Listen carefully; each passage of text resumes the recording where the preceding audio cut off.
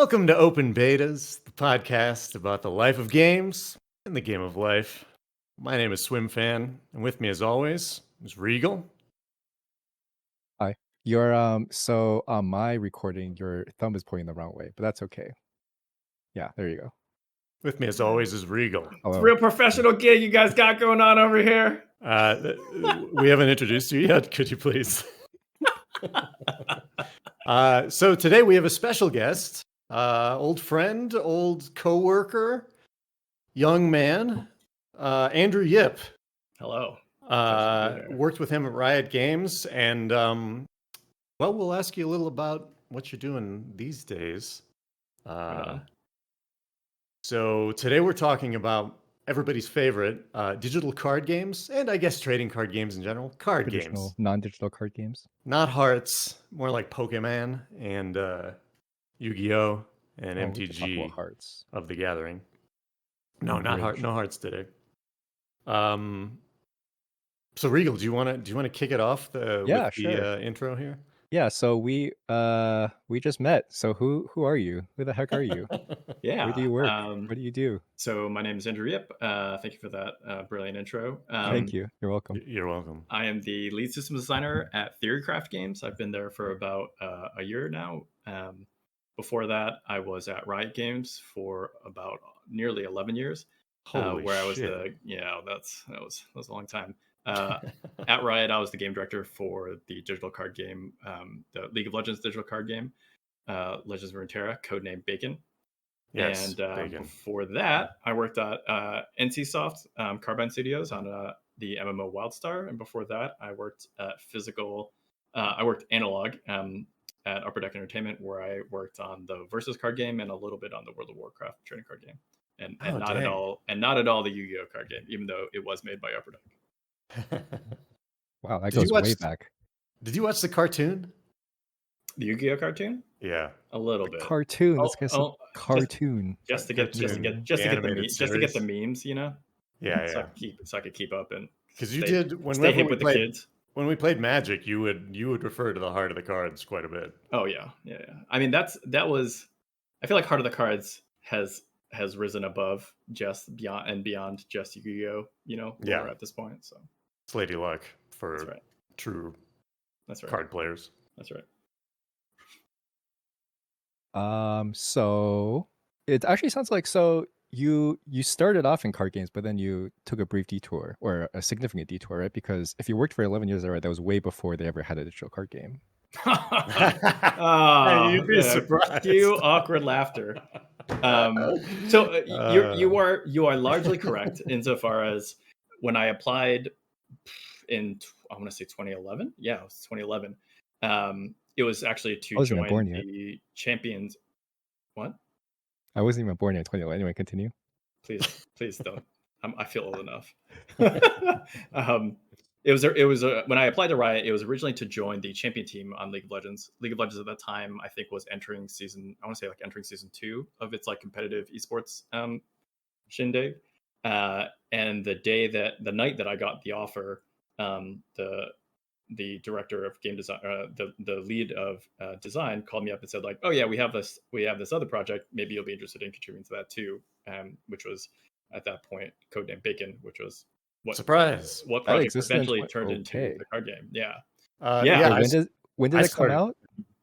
I don't want to talk about 2019, 2018. Okay, all right. Yeah, it was 2019. Man, it went through many iterations. I also started in 2011 to do the marketing, to do the launch of the game. In fact, when I was hired, the executive producer, Steve Snow, told me that this is going to be out in 6 months. So see, I heard that story, but I assumed that story was in like 2016. But no, it was in 2011. Yeah, that was the first time it was about to launch.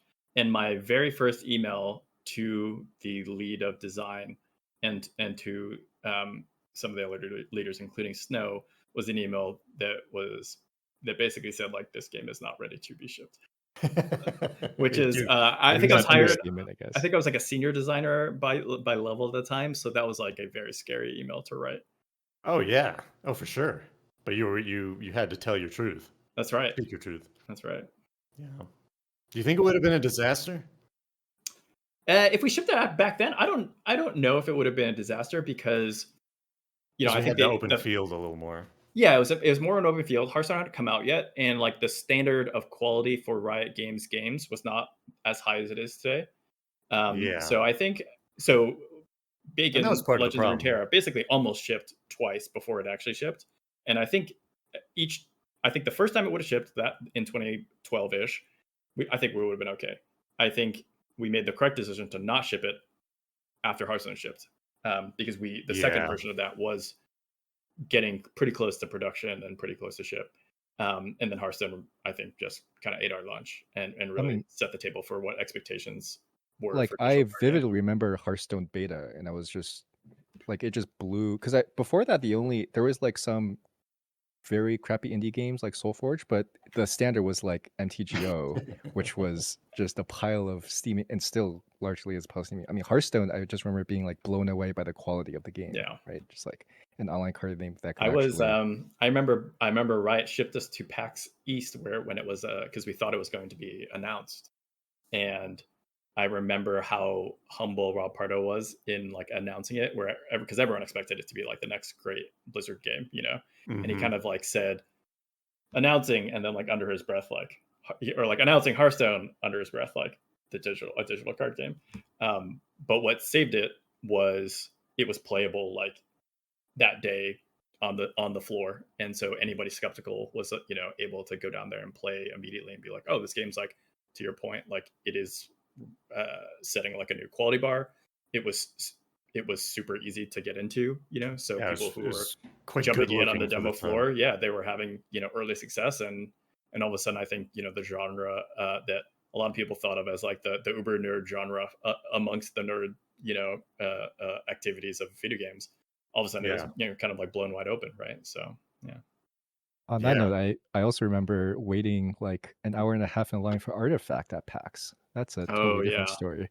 I remember we were super scared of Artifact because when they announced they kind of promised everything. That was the Dota one?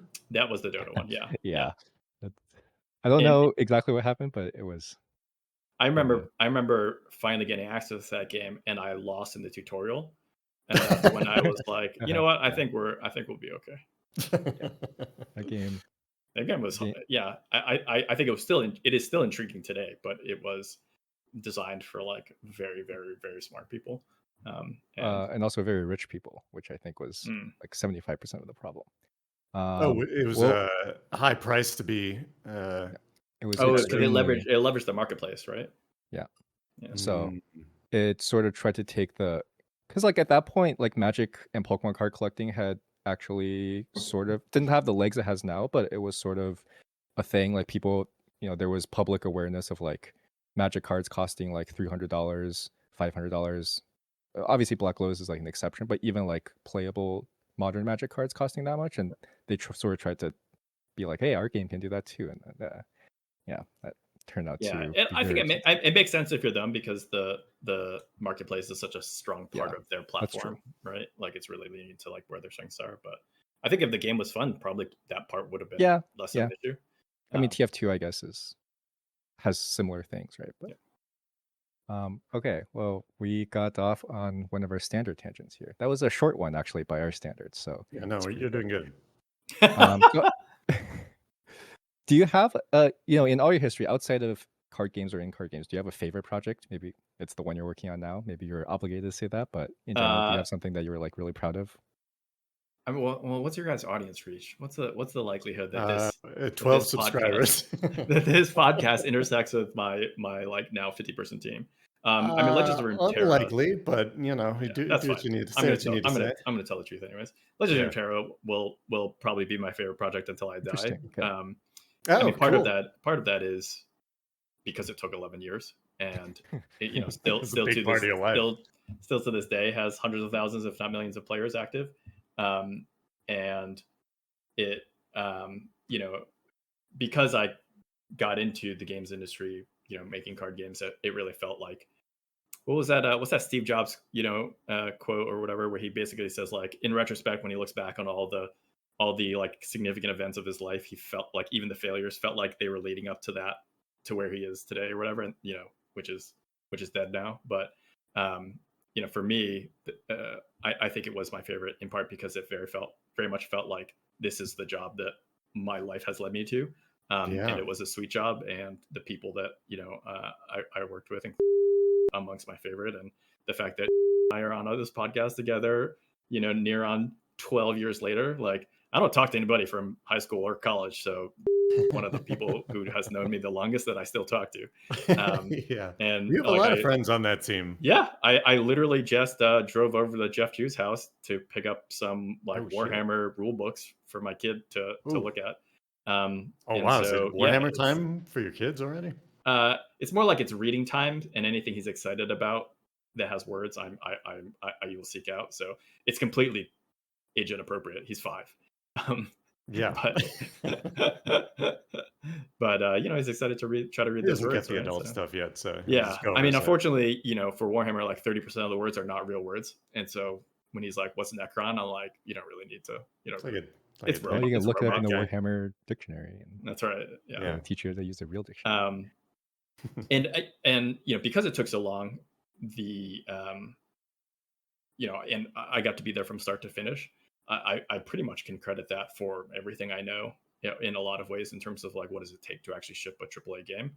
I mean, really, from the beginning to the end. Yeah, from the beginning and the beginning and the beginning. Yeah.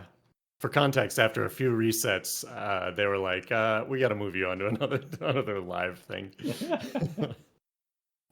So I'm actually mostly just curious.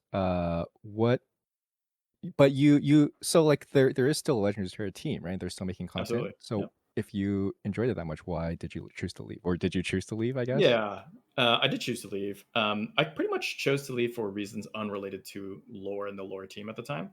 That's not entirely. That's like 90% true. I would say like 10% of it is when I left, the lore team was like maybe 120, I want to say, people.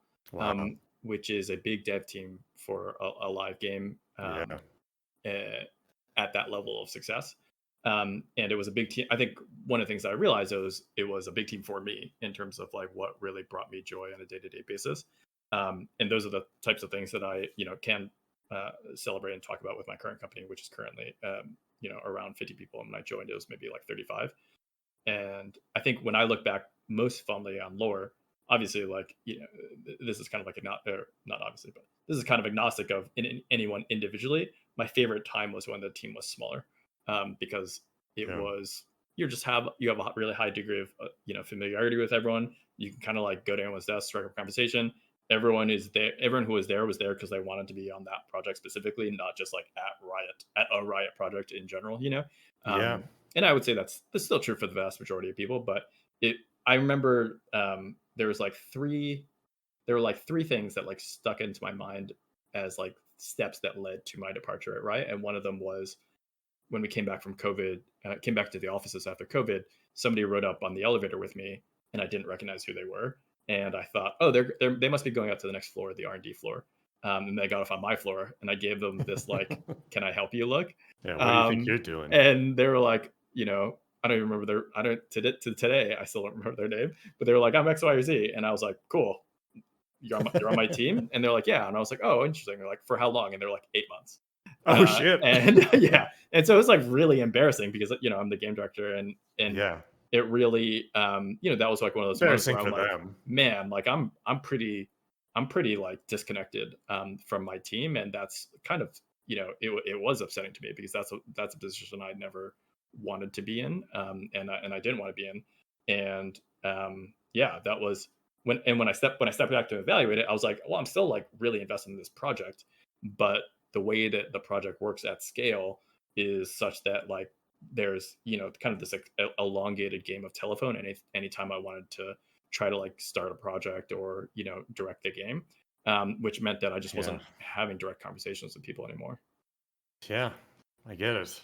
It is a lot, and it is more fun day to day on a really small team. I think particularly at Riot, which is like it hires extremely capable, extremely talented, very ambitious people. The bigger the project, it in some ways, like the less you have to shine and like take on, like be empowered, because probably if there's a specific job, we've hired somebody specific to do that job, and probably they're like the best in the industry at it. And so if you're like, well, I'm interested in learning that, it's like, well, we don't need you to do that. We need you to do the thing that you're the best at, you know.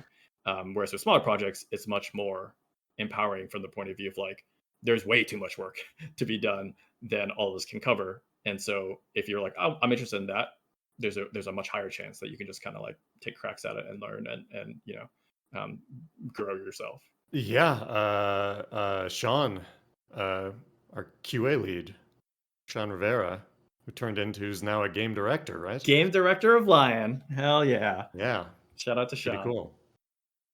I'm very proud of him. I don't know if he remembers me, but I feel so. What is like the social framework for when you're allowed to say you're proud of somebody? Because whenever I feel pride for one of my coworkers that I like mentor, you know, manage or mentored, I'm always like, oh well, that's legitimate. Like, it's like you actually mentored and managed somebody. Well, I manage them. I can't even say I mentored them, right? But in the back of my mind, there's like this, like there's like a how dare you? Like I feel like I don't.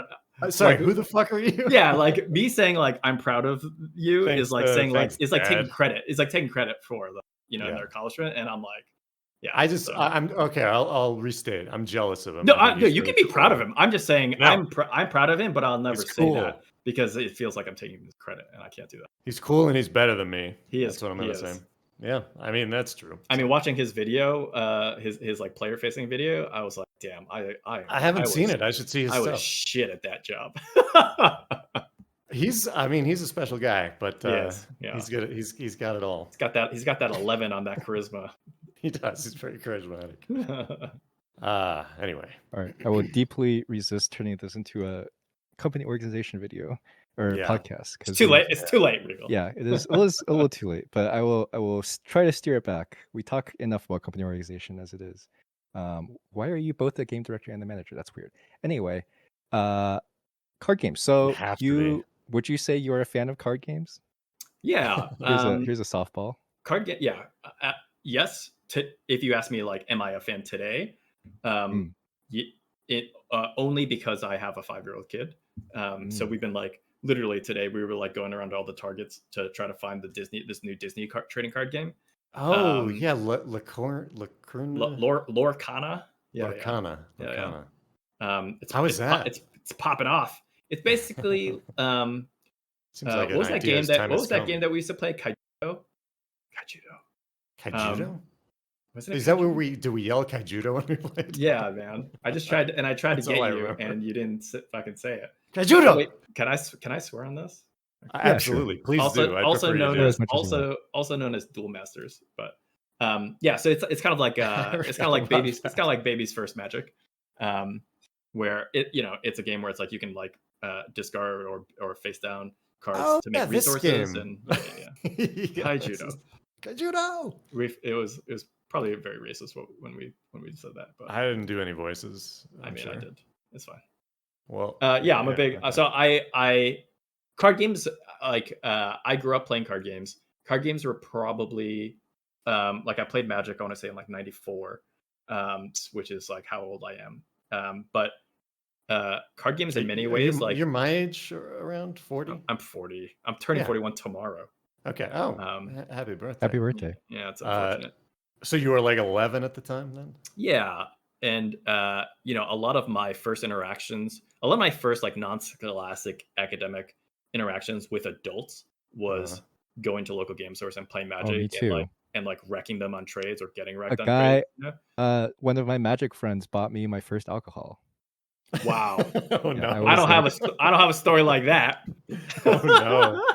I was like 17. I just hit up one of my Magic friends. I was like, hey, there you go. How old was your Magic friend? I don't know, like 25. It was like normal. That's a reasonable age gap. Yeah.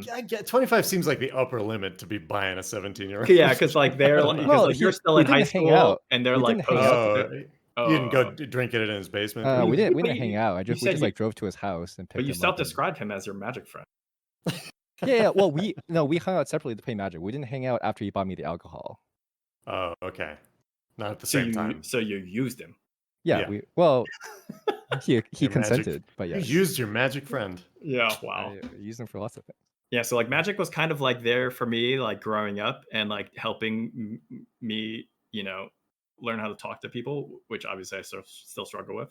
In You're good at it. college, I played. That was like my main like hobby activity was taking like I think it was the 187 bus in Pasadena. I'm giving away like so much personal information right now. I'm gonna get murdered.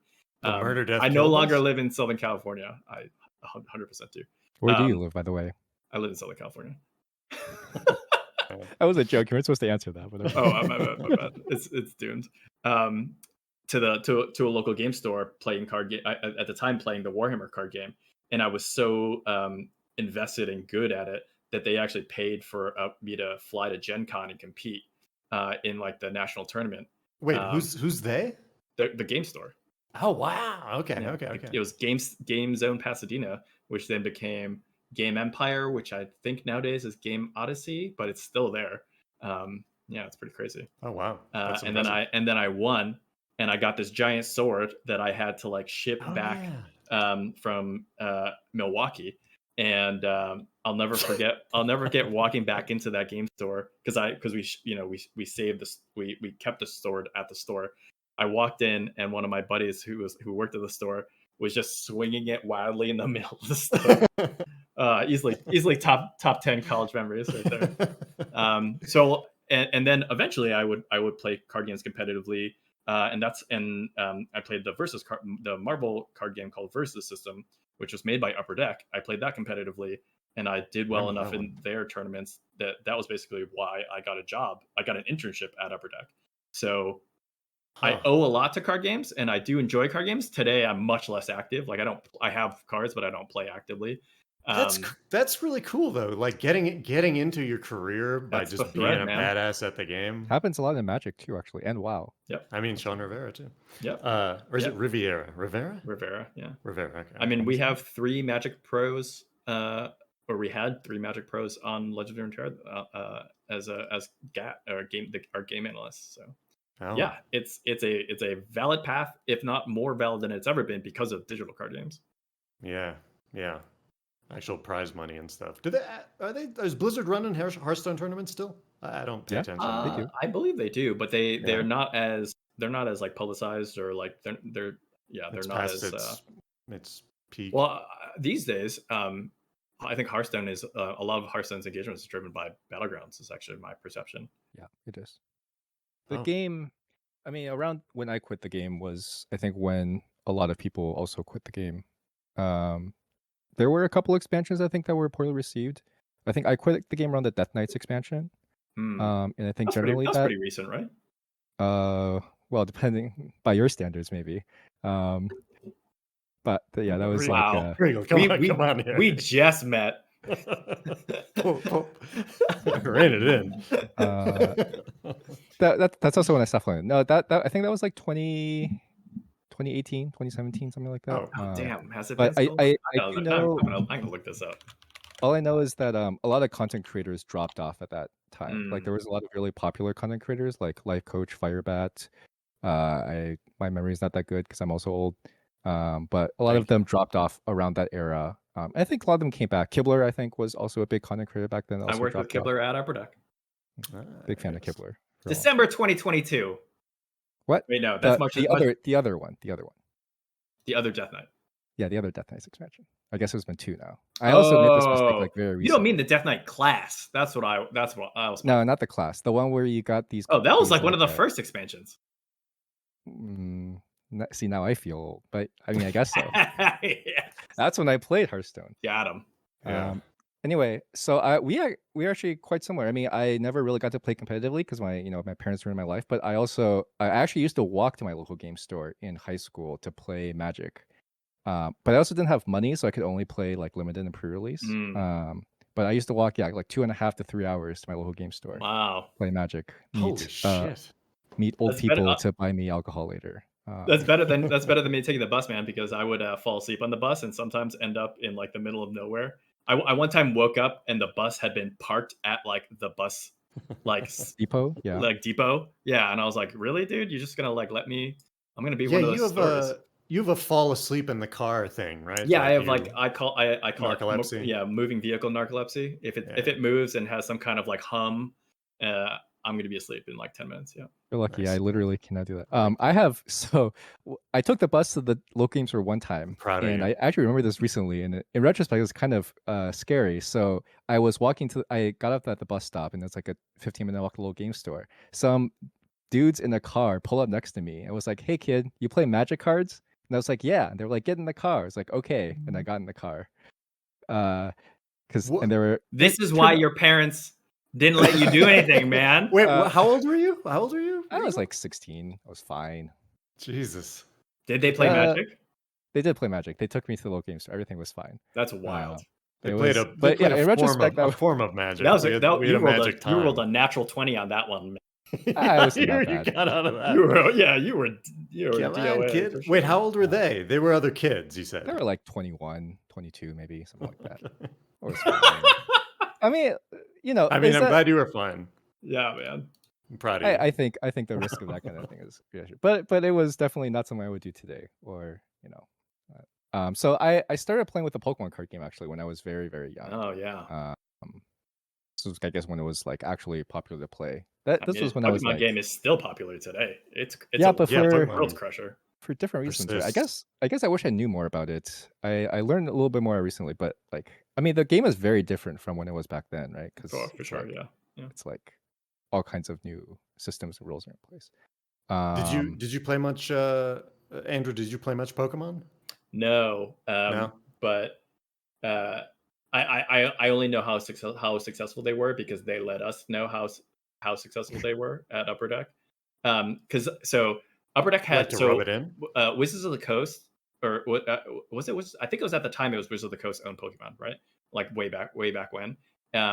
Wizards of the Coast owns like a bunch of weird, is it copyrights or trademarks? Whatever the thing is that like they I think it's the copyrights, where they basically say like you can't do this gameplay mechanic or you can't name it this way. Like the tap, like turning cards sideways and calling it tap specifically. What is one they used to have? And so God damn it. The relationship at that time was Upper Deck would actually like pay a royalty for Yu-Gi-Oh, pay Wizards a royalty because they just didn't want to get litigated, because Wizards of the Coast is like masterful litigators, or like perpetual litigators. Was it more than just saying the word tap? It was like literally turning the card to indicate attack or something? It was like muddy enough where Upper Deck was basically like, we're just going to pay the fee. But because the fee was the royalty, it was proportional to revenue. They knew basically exactly how much Yu-Gi-Oh made, and like the years, like for a while there, it was like Pokemon and my memory is hazy because this was like 20 years ago. But if I recall, like there was a time when like Pokemon and Yu-Gi-Oh were like each like more than $1 billion industry, like a year of revenue. But Pokemon, I think, was always more, and they would let us know. I mean, I believe that. Pokemon seems like has always been bigger. Wait, Pokemon and Yu-Gi-Oh, you said? Yep. Oh, shocking. Okay. Fucking Yu-Gi-Oh. Yeah, man. Well, we'll get to it in the Yu-Gi-Oh section. Upper Deck was basically the house that Yu-Gi-Oh, from my point. Oh, was it? Yeah. Up until it wasn't. Yeah. Because we Upper Deck lost the license doing just outright illegal things with the Yu-Gi-Oh license. Yeah. What does that mean? Like Burger King kids meals? So Richard McWilliam, who was the owner of the company, because Upper Deck was owned, and he's dead now, so rip. But he loved to play fast and loose. And so the way the story goes is he basically during one board meeting was like, what are the most valuable Yu-Gi-Oh cards like on the secondary market? And somebody was like, what do you want to know? And he's like, just tell me the list. And they gave him the list. And then like the next thing you know, there's a holiday set with that list of those exact cards. So kind of he just wanted to short circuit the secondary market and be like, well, we'll make the money. Like why let the random people that open the packs make all the money, right? Except the relationship with Konami Japan and Upper Deck just prints the cards that Konami sends to us. And so they're like, what is this? We didn't ask you to make this. And then there's just like this like awkward exchange, and then so the designers are at Konami. Correct. Yeah. Okay. So Yu-Gi-Oh was designed by Konami. We had designers locally at Upper Deck, and they would play test the game and give feedback, particularly for the purpose of things like localization. But largely, we printed the cards in English. And we probably printed all of them, but and so that happens, and then like a month later or whatever, the Yu-Gi-Oh license is taken from Upper Deck, and that's basically the start of the end of Upper Deck. Jeez. Yeah. Wow. Yeah. Do you know where Yu-Gi-Oh is now? Are they still making that? They are. Yeah, Yu-Gi-Oh still exists. Yeah, doing absolutely. Well. Yeah. There's a number of digital products that are quite popular, I think. I don't think it's doing nearly as well as it used to, as well as Pokemon, but I mean, those two games and Magic are basically the big three, as far as in my eyes. As far as traditional card games, right? Yeah, in terms of in terms of analog games with like decade to 2-decade longevity, like it's just those games. Huh, wow. Yeah, I mean, Pokemon, even aside from cards, is just a juggernaut and has been for so long. It's incredible. And Pokemon Go. Yeah, all the various spin-offs, and you can wait for the Pokemon Go episode coming soon. That's coming right. Soon for nice. over a month. I didn't. My wife and I did not play a lot, but I will always have very fond memories of going to Santa Monica Pier when that game was popping off. And just and like everyone would meet there. It was crazy. Like, and you see people repping like colors, which is like in Santa Monica, like not that far from downtown LA. You're like, this is not a good idea. Like red, blue, or yellow. It's like whatever you. It's like you just pick yellow to be safe at that point, right? It was crazy. I mean, it was like shoulder to shoulder. Everybody's holding their phone up. Like it felt like the pier was going to fall over. It was. It did. I did it a couple times, and you just get a bunch of Laprases and shit. And when one of the rare ones appears, everyone's like, yeah. And there. I mean, now when I think about those memories, like post COVID, it like gives me anxiety. yeah, you're similar to me in your COVID preparedness. Yeah, I mean, I'm in my bunker. I work in my bunker. I got my hobbies in my bunker. I got my aquarium right here. Like, are you still wearing your mask sometimes going out? Oh, absolutely. Yeah, we just came back from a trip to New England, and we were masked like 60% of that time. All right. Yeah, me too. We're steering the conversation back. Okay, I'm taking over the host role. Okay, please. You've lost your host license, Swim Fan. Yeah. Anyway, so I played Magic. I started with Pokemon game. I'm actually really curious because the Pokemon game doesn't have a digital card game that I know of, right? Oh no, it absolutely does. It does? Yeah, I've never seen it or heard of it. Or it was It was really shitty for a while. Is it still? No, it's pretty high quality. And I know at some point Direwolf Digital was the company that made the digital version of it. It may have changed hands now though. So there's been at least a couple incarnations. But I always think one of the reasons you haven't heard of it is because Pokemon's origin is as a digital video game, and why play the card game if you could just play Pokemon? Well, it's a different. I mean, the card game has like minimal relation to the Pokemon mainline games, right? In terms of mechanics, absolutely, Sure. But if you're looking for a Pokemon fix and you have a Nintendo Switch, like you're gonna play Pokemon. Yeah, but when I'm looking for a card game fix, nobody says that. Nobody says that? Is that true? No, that's not true. Looks shiftly the other way. And then so I started playing Magic. I have more insane stories about how I started playing Magic as well. Getting any other cars? But, did you play? Did you play on on the competitive circuit at all, or it sounds like you might have done like PTQs and stuff? No, I did go to. The thing is, like, I could never I never could actually make a standard deck. Because I didn't have money and my parents would not allow it anyway. Right. And they had limited tournaments. I did go to one PTQ type thing. I don't know if I entered. That's a Pro Tour qualifier. Yeah. But no, I never got in the circuit. I had rating points at some point, or whatever. Oh yeah. I was always too slow. I remember distinctly going to a Pro Tour qualifier, and towards the end of it, my friends from Upper Deck were like, "How'd you do?" And I'm like, "Well, I didn't lose a match." And they're like, "Oh, that's awesome. You're gonna top 8 for sure." And then I was like, "No, I went 5-0-3, which is 5 wins, 0 losses, and 3 draws." Oh, because wow. I'm so slow, and so I did not make the top 8 cut. Yeah, And you know? this is like a sealed pre-release too, or a sealed PTQ or whatever. Do you Man, know I about relate to the temporary ban on, I forget his name, Saito Nakamura, maybe? Yeah, I may have gotten the Oh, last name wrong. that happened a while back, right? Like, yeah.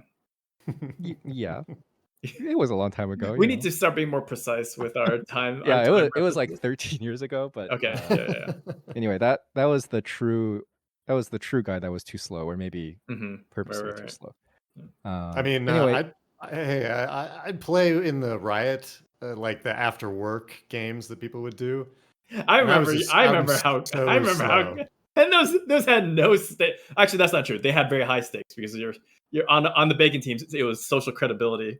Yeah. It was your I mean, I credibility. did if you win get some games, but Yeah. you know, I was not one. a competitor. I remember Yeah, at least one. one of your early Soraka decks that you kind of I can't say you like net decked, but you definitely got it from someone. Oh, that was in the beginning of our alpha, beginning of like internal playtesting. That was like the second version of it. Yeah. The digital version of Bacon. Yeah. And you won the tournament with it, right? No. No. I'm saying that wrong. It was Bacon, not Magic or something. But yeah, I copied Jesse Paring's Soraka deck the and then beat him Jesse with his own deck. Yes. Which is just luck. And then I was trampled by the little guy Rush, the Orange Crush. Orange deck. Wow. Red yellow deck. Yeah. That continued to win for a long time. That's true. I deserved, So you played a ton of Magic, but not super competitively. No, because by the time I was in college, well, I was mostly near the end. I was mostly interested in Cube. Okay. Other I have a Cube right now. I have one Cube somewhere. I actually don't know where it is. I thought it's not where I thought it was, so we'll see. But I also, at some points in my life, I enjoyed designing weird cubes. Yeah. A lot. Joe, are you familiar with this cube concept? I am, yes. Okay. But for the audience, why don't you just give it a little general summary of what good that job, is, host. that format. You're reclaiming your host title when scratching it back. So a cube is a limit. So we have three main formats in traditional card games. We have constructed, where there's some format where like all the cards or some very large set of the cards are available, and you can build a deck of whatever. Yeah, or all the cards I unlocked or bought. Yeah, right? This is for most card games. This is the normal format you play, that you expect to play. Like I think this is the only format that exists in Yu-Gi-Oh or whatever. And then there's limited, where in Magic. Limited basically means or sometimes it's called booster draft, because that's sort of the origin. You open booster packs, which have 15 cards, and you pick one at a time. You pass the person to the left of you. Basically, you're making a deck from a much smaller set of cards that is limited by randomness that you get from the boosters.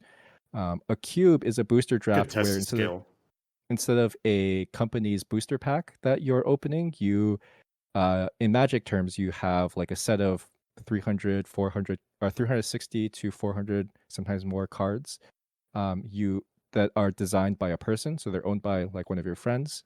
You make packs of 15 cards from them and you draft like normal. But instead of being random cards made by the company with commons and uncommons and rares and stuff, you just have whatever 360, 400 cards that your cube designer wants you to draft from. Right. Okay, so you're getting your friend's theme a little bit. Yeah. It's very much like, I think I can't say it's like a rite of passage, but yeah, it is kind of like a mixtape where it's very much like it's like a fingerprint, where everyone, I think, unless you just copy the cube and then you're fucking like, but that was kind of my issue at some point. Like I feel like at some point, especially back in the day, everyone sort of had the exact same like unpowered cube. And it became like a shopping list instead of like a I'm like an auteur and making up my own thing. It's like, here we have these like 600 cube staples. Pick 400 of them that you like and stick them. Not my cube though. My cube's got cats and ninjas. That's me. Cats and ninjas. Cats. Yeah, it's got a cat. It's a bad cube. Like it's not a well designed cube, and I can say that as a game designer. But it is very personal to me, because it is thematically Yip. That's right. What about you, Regal? What kind of cubes did you design? Well, the cube I own was mostly a So my biggest victory was in like a tournament for Alara block. The third, what was the third Thursday called? Like, The Conflux? anyway, no, it was the set after Conflux. What was it? Plane Chase? No, that doesn't sound correct. Anyway, so the kindest way to say you're an idiot. That's wrong. Anyway, so I had basically throughout high school, I just played a bunch of limited tournaments, right? So I just had piles of random crap lying around. Plus, I would play at school with casual friends, so I would like make these relatively crappy decks with cheap cards that I buy off the internet with lunch money.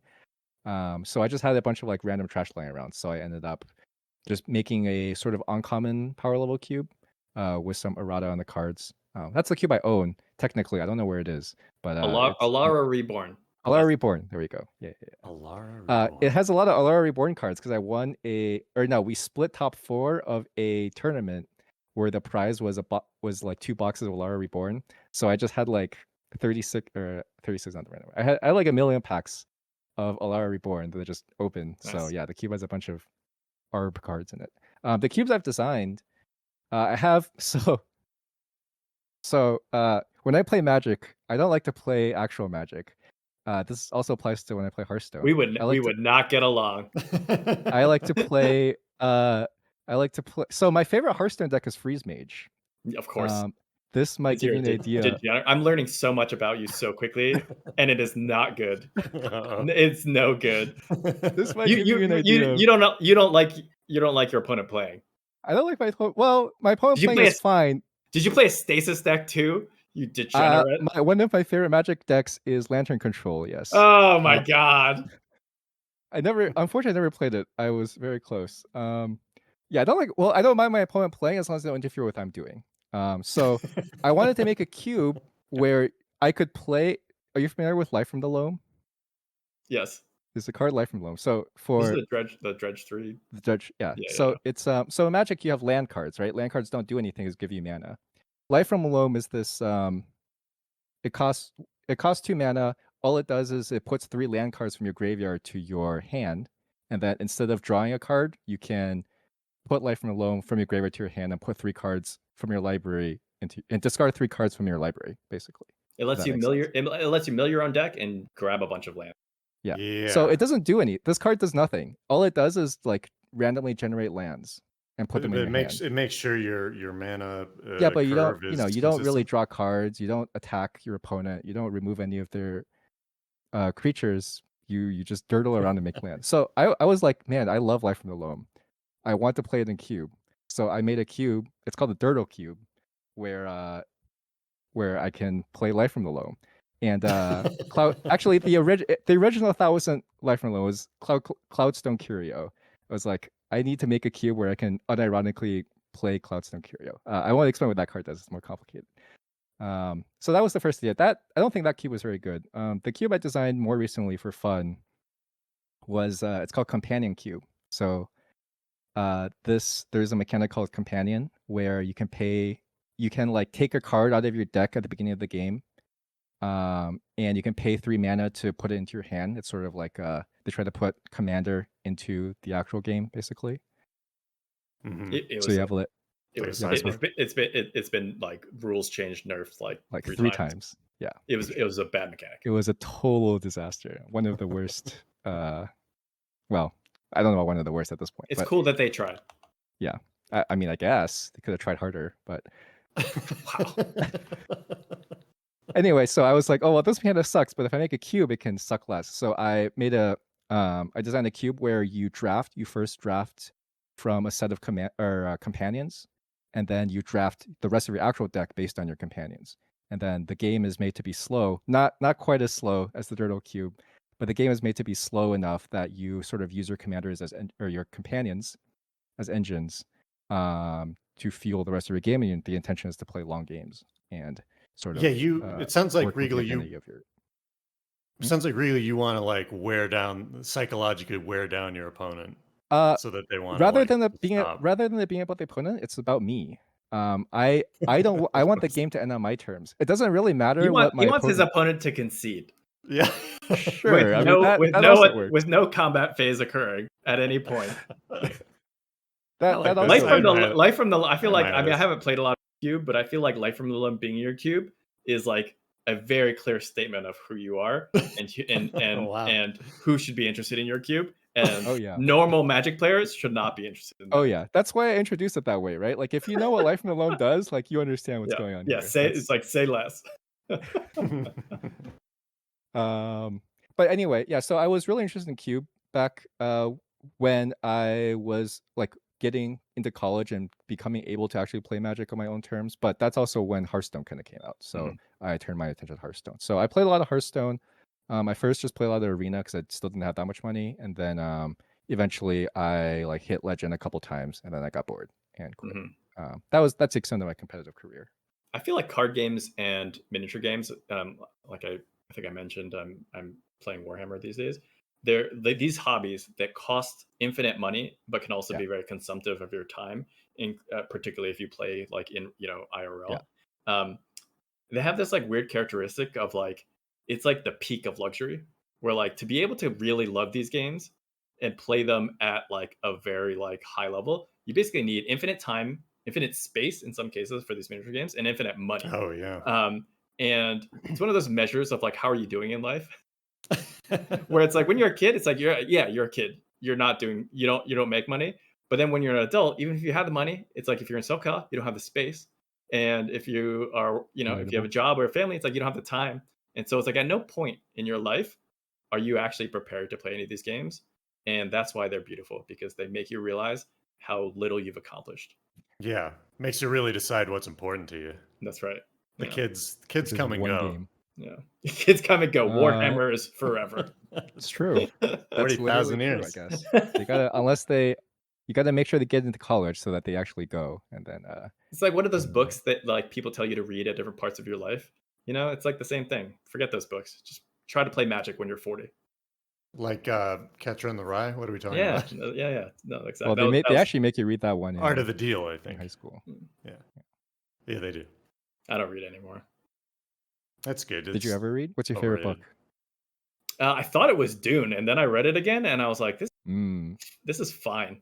I'm glad to hear that. I think we talked about this at the board game thing, because I've read Dune as well, and I was like, I like the ideas, but I guess I didn't like it. I think at the time, and I think I'm just a dumbass. I think at the time, I think some of it is, it needs to be sort of like appreciated for the same reason as like Terminator might need to be appreciated, where it's like it doesn't feel like it has a bunch of novel concepts today, but at the time it was like, oh, this is going to like inform all movies of this type or all books of this type for a while, and I feel like you can see some of the DNA in sci-fi books from Dune, particularly like the more not like I guess like hard sci-fi of like, hey, we're gonna have this like scientific premise and like see where it goes, but yeah, nowadays those sort of books are way more crazy and way more involved. And that's true. That's a good point. Yeah, I remember. And then go ahead. I was gonna say I remember reading Dune at the time and being like, this is a tough read, and then I like read it as an adult in like 2 afternoons, and it's like, this is a popcorn book. Like what happened? Yeah, and it's I don't think I got that much smarter. So something changed. I think I was I don't like they desert actually levels. Eroded the book. They dumbed it down.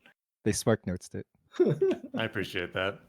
I don't like the desert level, the desert setting. It's a lot of sand, a little dusty for me. It's got the Diablo problem where it's like you don't really for that long. Wait, say that again. You just cut out. The Diablo problem. It's like Diablo is a game that like, particularly modern Diablo, it wants you to play a lot, right? Like they design it to be like a game that you play forever, but it's hell. You don't want to be in hell for forever. Oh yeah, this is the whole like, do I want to hang out in this place for 200 hours? Yeah, if you're gonna make a service-based game and then theme it like the worst place in the world, kind of not hitting your goals. This is what I hate about WoW, actually. Really? Isn't WoW beautiful? No. Not well, some places, but wait, you played Pandaria? You played a lot of WoW. What was your WoW? I need a WoW synopsis now. Oh, not that much, because again, it also hit at the time when I didn't have money. So when I played the most WoW was in Wrath and Kata, and when I was in high school. I mostly played PvP. So I actually stopped playing Kata because we couldn't find a way to get more game time. We like my friend and I, Oh we didn't have man, credit cards, did you play so two? You played twos arena? yeah. Oh, all right. Rogue mage. I was What the was rogue, your? but I'm a rogue. I was a rogue too. What was the highest? yeah. What was your highest title? I mean, I got like hard carried. I was like 1700, 1800. Like I was so bad at Okay. games back then. And I Yeah, like by myself, I would have been like dude, I have so many fond trash can. memories of WoW. WoW. One of my best friends and I played Shaman Rogue, which was a terrible comp, but I think we got to whatever the one is, one under Gladiator. That was our peak. That was a peak accomplishment. Yeah. But yeah, we played. Yeah, but I was back then. I don't know. I was like very immature also. So like I won at Magic tournaments just by like being uh talented, I guess. But like I had no Brainiac. I had like I was so bad at all the other stuff. Like I would just like argue with my friends about and tell them they're wrong about stuff and just I like mean, every that's the good thing about Magic, yeah right? And I think yeah why it fits at that age is like being socially awkward doesn't impact your ability to like win. It impacts yeah your ability to have friends, which might impact your ability to win if they have good decks. But if yeah they're stupid, then like you don't need them, you know. yeah. Whereas like with WoW, it was much more of like a social game where it's like, hey, you need to be part of like a good guild, and if you're a jerk, Yeah. I think I reflect on WoW. I played a lot of early days too, and I reflect on that game positively in terms of you know, like we would interview people, and like if we saw when we interview people and we saw like they were a guild leader in WoW, like that's meaningful. Yeah, Because it's a team experience. It's team building. It's legit leadership. It's hard. Yeah. You resolve conflicts like Got to deal all with the time. problems. Yeah, problem and you people. know, and it's not like performance management. It's like, well, I could just be bad at as a manager and not performance manage this person and avoid awkward conversations. And wow, it's like that person's gonna quit if you don't manage this conversation about why you gave the second best rogue, you know, the dagger of awesomeness or whatever, right? Yeah, you do. You hand the leader hands out the Old moves. days. Well, it depended on your distribution algorithm, right? Like that's where like dragon kill points came in, where uh some guilds would basically create these giant spreadsheets that basically created like, you know, or a stack ranking of like how much you've legitimately contributed to Oh, the okay, guild's yeah. progress, and you would spend them as you got loot, and then you know the guild master would distribute it to you. Some guild masters loved chaos, and they would just put it up for random roll every time, Ooh, and just, you know, like be that. like, hey, on an infinite timeline, you're gonna get your fair It's share. fair to everybody. Yeah. Yeah, except Stay you're benched alive. every week, but you know, next week for sure. Eventually, you'll get Yeah. yours. Did you ever play Legion? I did. I stopped. Yeah, I stopped playing actually around Kata, and I came back for Legion, and I think this was actually during a critical time on Legend of Runeterra, and I feel like we were playing too much, and we had to actually stop because it was like legitimately impacting our ability to Like ship playing the too game. much WoW? Yeah, and Yeah. like I remember You mean like at work? not during work hours, but every other hour. I Yeah, yeah. distinctly remember Staying up late. leaving one night late, and Jesse Perrin was like already in his like mythic queue, you know, like loop, queuing up, like trying to get his loot or whatever. And the right office had like all these amazing snacks, including like a white milk chocolate bar, which was clearly like the bottom 5 percentile of snacks. But for Yeah. whatever reason, Jesse Perrin glommed onto them and was eating them. And Just and then? then the next day we came in, and there were white chocolate wrappers everywhere. And Jesse Perrin was still at his computer, Oh and man. we were just like, Jesse, just tell us that you got the loot. And he just like logged off. He just like logged off and like went home. And didn't say a word, just Yeah, walked out. he did not get the loot, because of course he Yeah. didn't, or why would he still be there? Yeah. Wow. Yeah, so we Oh, played Legion. Legion was amazing. I thought that impressive. was like the second you know, like the second hump in my mind in terms of the design, at least. So we actually, this is the second guest, 2 out of 2 that we mentioned this to, but we actually had an episode on Legion Legendaries. At some point, we Oh, might okay. revisit it. Oh yeah, I gotta Be check that out. curious, not today, but at some point, what you think about Yeah. that whole system. Yeah, I and tried to its just break down what a cash cash grab everything was. Like a IRL cash grab? No, I not exactly. Okay. I'm like, I don't, you know. No, it was weird though. What were we talking about? We were talking about like WoW. yeah, WoW is your WoW yeah. career. So I actually think WoW is really shitty to hang out in because it might have been colored by specific zones, but I feel like so I vividly remember flying through Twilight Highlands, and I'm like, oh cool, this place looks nice, and then you look to your left and there's like a dragon impaled on a spike, and you look to your right. Narrator, it was not nice. Yeah, and I was like, oh okay, cool. Like I don't want to be here anymore if I'm not doing anything in particular. That's and, true. They do have a lot of war zones. Yeah. Yeah. Over time, I kind of felt like every zone was like that, and it became Mm. not so much hang out in. That was very fun though. Yeah, I played mostly arenas and Kata, and then I also came back in Warlords and Legion. But I was not. I don't know. I didn't really get into the hardcore game flow that much at that point. I was mostly playing myself. But I think the world quests were real fun. This one of the days I like randomly resubbed, I like put in my laundry because I was living in a shared laundry place at that point. I put in my laundry. I like was like, oh, I need to kill some time. I resubbed to Legion. I just did world quest for like 5 hours. Wow. And then I was like, oh shit, I forgot my laundry. And then someone had nicely taken it out and put it over there. That is very kind. Oh, good. They didn't take it. Yeah. So. Where were we? WoW was kind of the. Are you still playing Lost Ark, Regal? No, I quit. You quit? Yeah. What was the end for you? They reworked my class.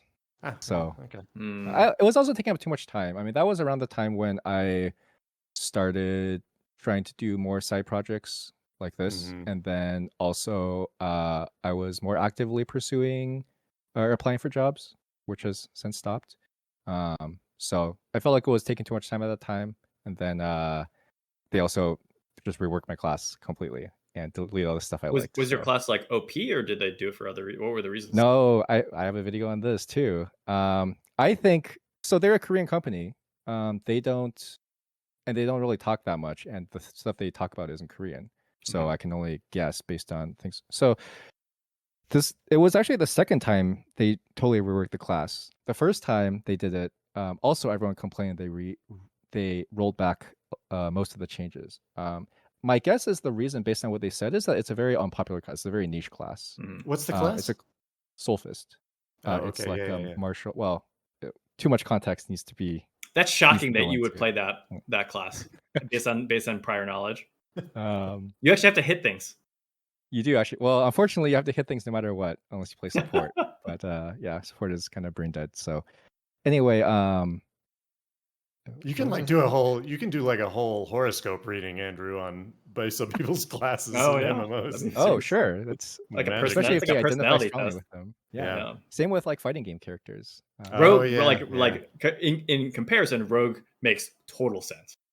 Well, yeah. You just open on an opponent and it's like, yeah, you're dead before you had to come out of stun line. I played a lot of Battlegrounds, and all I did was like sneak around and pick off people. Oh, dude, we would have gotten along in that game just fine, and just not do any objectives ever. Anyway, the reason I think they reworked class is because it's a very low pop class. It's one of the lowest pop classes in the game. But it's a class, so I think that was why. I think they were like, oh, pop, low, bad, make easier to play, because it's also one of the most complex classes in the game, which is also why it's low pop.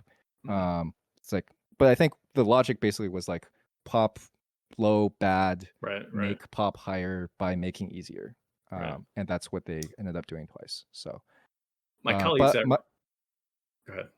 Yeah, my argument was like, well, it's an MMO and you're supposed to play like 6 classes, so you don't need to make this niche class more popular.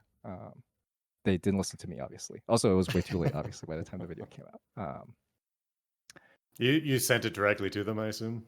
Yeah, of course. I have a line straight to their office. Why I'm quitting? Yeah. Yeah. You blew it. Subject line: you fucking blew it. I feel like that's that was, I mean, my colleagues are right, definitely far more expertise here, but I feel like the view on like reworking heroes or champions in like League of Legends is similarly fraught with risk, where you have this like audience that loves the character kind of by definition, right, for what it is, and there's a very reasonable chance that you're going to upset them with any changes aimed at trying to broaden that character's appeal. Because I mean, for some players pick champions because they are low played champions. So Well, trying. You know, I would argue you don't have to care about those people if they're just hipsters, but right. So yeah, that's a big challenge, I think, with pursuing, you know, like significant reworks. And yeah, maybe one of the reasons why Riot doesn't do them as much. Yeah, I was going to ask. With League of Legends, I think with League of Legends, it's significantly more complicated because you have to pay for the champion, right? You do, either in time or but money. most engaged players, like, that's not the main cost of That's true anymore. You know?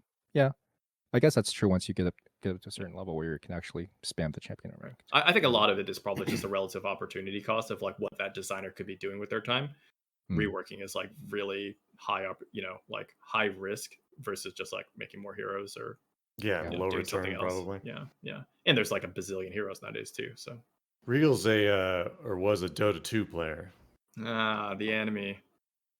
That's cool, man. The enemy. Theorycraft is actually reasonably split in terms of league lovers versus Dota lovers. And what is Theorycraft? The company he works at. Company I work at. Yeah, I mean, I played a lot of League too. I didn't exclude one way or the other. I felt like my understanding of something didn't click in my understanding of League. The game I played like actually would have tried to play competitively. I'm actually undefeated on LAN in Dota 2, but that took most of my energy as far as competitive gaming goes back when that existed, and StarCraft for a little while. Right I don't know if you know Dota heroes, but you can probably guess what my favorite Dota heroes are as well. Oh, I'm not familiar with them. They are exactly what you might expect. I mean, if you would ask me which you prefer, Dota or League, I would have guessed Dota for sure. So yeah, I got that part right at least. Real doesn't like to play the games that are dumbed down for the general audience. No, I had a lot of fun playing League. Okay, so he's like, hold on. Oh, I don't want to. We gotta stop going down this road right now. No, I'm not changing the subject. I'm not afraid. But I'm not against the existence of League. I actually had a lot of fun playing League. I think one of the things that makes League really good is that it feels really crisp to play because there's no turn rate. Right. And there's no cast animations. So Dota is like a slower game because of those things, right? It's more like thinking ahead and a lot more macro that goes on. League, wait a second. There's cast animations. There's channeling, isn't there? Not to the same degree. It's very different. Dota's a much more paced game. Yeah. Your spells are more impactful because you aren't allowed to cast them as frequently, just in terms of the costing. Their hero roster is much more like, if you took a designer's perspective of a designer who's like just inspired by like, wouldn't it be cool ifs? Dota, there's no second designer saying no. League, there's lots of designers saying like competitive integrity and counterplay. And so I would claim that Dota is like kind of like more of the, in some ways it's like more empowering to the players, because you just get these fantasies and like power fantasies that are just like completely like violate your opponent's ability to like, you know, counter. Another way to put it is that there's hard counters in Dota, right? Like hard counters. There's many, if you watch, not necessarily like top competitive games, but like ranked games, like high-level ranked games where people know what they're doing. Like a lot of games are just non-games, which we'll come back to in a second, this concept, because you just got last picked a hard counter for your hero and you literally can't play. Like Huskar versus Ember mid, or Bounty Hunter versus Ember mid. It's just like, and that's like one of can't play the game. And that's one of like League's like nerf stars, is like the game can't be over at champion select. But that sounds shitty. Dota, the way Dota works is that there are always counters to the counterplay, right? But they require team level decision making and not individual level decision making. If you pick Ember and your opponent picks Huskar and you're like, hey, swap me to safe lane, and you play your hero mid, that's totally fine. That's something you do in competitive. But in a pub game, someone's just like, no, right? And then you lose. Yeah. They usually tell me to uninstall. Well, at some point they understand it's not really your fault. But yeah, there's a lot of not games. How did we get here? What were we talking about? So so with Veigar we escaped the intro in 48 minutes. So we've surpassed that. Is this the intro? We've been talking about the intro. We've been talking. I hope we're not in the intro, bro. We've been talking about specific. I need to go to sleep. I need to go to sleep tonight. Yeah, Andrew, we didn't say at the beginning. This basically goes as long as you or we can stand. Is this like that? So, is this that like joke where you just try to see how long you can tell it without getting to the punchline, and then then it's like a competition between comedians. That was my social social ability in high school. I did this. You must have been beloved. How was that? How did that work out for you? It actually went pretty well. It worked up until I was like 19 or 20. I don't know about beloved, but it was a good. It actually worked. I don't know. I don't know about beloved either. Yeah, I mean, yeah, beloved is a stretch. I don't know if I'm beloved by anyone at this point, but you know. All right, too real. Well, me. Well, I appreciate that. Yeah, I'm proud of you. Well, if you tell it to me off camera, you're proud. Yes, thank you. Yeah. All right, moving on. All right. On the topic of non-games, let's talk about Mana Screw. I'm very curious what you're testing, because you played Magic, so you understand that a game can exist with Mana Screw. Mana Screw, by the way, so in Magic, when you draw, you don't just draw action cards. You draw cards, a combination of spells and lands, and you need a certain number of lands. Roughly speaking, that's not how it works, but you need a certain number of lands to be able to cast any of your spells. So if you draw a hand that's all spells, you can't do anything, even though the cards do something. You need lands to cast them. So that's and then it's not my fault that I lost. Well, it is literally not your fault. It's true. And then unless you build your deck wrong, right? The counter the other side of that is Mana Flood, where you draw all lands and no spells, and you also can't do anything, right? So Magic has this is one of the most common frustrations I think people have, but the game I think is obviously successful in spite of this. But I'm curious what kind of insights you have on this, especially if you have any history from testing this from. Yeah, I mean, I think he's got history. I've got history with it, but I think this is a topic that people much more experienced with Magic and card games and smarter than me would be able to talk to at length. But from my point of view, Magic would not be the game it is, or have the level of success that it has had, or the longevity it's had if it didn't have. And I think that's, and some of the reasons include like what mentioned, which is like players want things that they can. Sorry, swim fan. You can block that out. Players want reasons that they lost that their fault, because when it is their fault, then they have to self-reflect and recognize where their skill is or isn't, and actually be faced with that question of like, do I want to improve at this game, or am I always bad at this game? I mean, for League of Legends, the excuse is my teammates were toxic, right? Yeah. And so I think they did it wrong. They played wrong. Yeah. So up until the point it makes somebody quit, that variance and kind of like external excuse reason that I lost is actually really compelling, because it's doing a whole bunch of other things for you that are positive. And for lands and Magic, the main thing is that it adds a baseline like variance and like a different story from game to game of like the challenges that you encountered and hopefully overcame or not, at a very fundamental level. And it just creates these like emotional high points and low points where the player knows ideally what they want to happen. Like they basically want to draw the perfect ratio of land and non-lands, and it creates this structure to their understanding of the game where it sharpens the most exciting moment, which is drawing your card for the turn. The act of drawing a card is baseline the most exciting thing that happens frequently in card games, and lands simplify players' understanding of what do I want to draw to a level that all players who engage in that system understand it. They understand, it's turn 3, I don't have a land yet, I want to draw a land.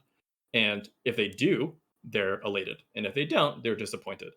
But games like Hearthstone and a lot of digital games that have gotten rid of land have basically added this level of complexity to understanding what you want to draw that most players cannot engage with that understanding anymore. Like very good Hearthstone players can do it, and very good Legend of Runeterra players can do it, but it's the level of understanding you need to have to understand like, what do I need to draw right now? Like it's an oversimplification, of course, because a lot of players might still just want to be like, well, in Hearthstone, it's turn 5, I want to draw a card that costs 5, right? But Magic has that too. It has the additional layer of I want to get the right mix. And so much of the game is really focused on understanding what I want to draw and seeing if I draw it or not. And of course, there's other parts of the game too. But to me, that's when you're not like a jaded card gamer, the reason playing Magic is so addictive and like so much I just want to play another turn or I want to play another game is because of that element. And in the same way, like as poker is, right? Where like poker, the combinations are simple enough that once you have your pocket cards and once you see the flop, you're like, cool. I know, like anybody who's playing a reasonable number of hours of poker knows like, cool, I want these cards next. This is the best hand I can make, right? And so there's that anticipation. And that's the thing that I would claim card games kind of do uniquely and universally well compared to other genres of games. And so Magic really leans into that. And I think that's one of the huge reasons why it's so successful.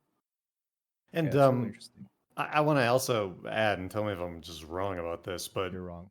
Well, if I'm wrong, adding RNG, adding luck and a luck element gives the shitty players a chance to luckily win sometimes. So I would push Like back me? on that specific aspect a little bit because Yeah. there is, I think, a lot of truth to the fact that a player that wants, this is not a binary distinction, right? But a player that really wants to blame something can always find something to blame.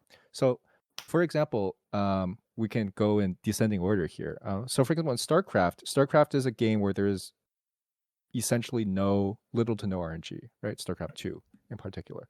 Little to no RNG. You have total control of all your decisions. Well, the RNG is the fog of war.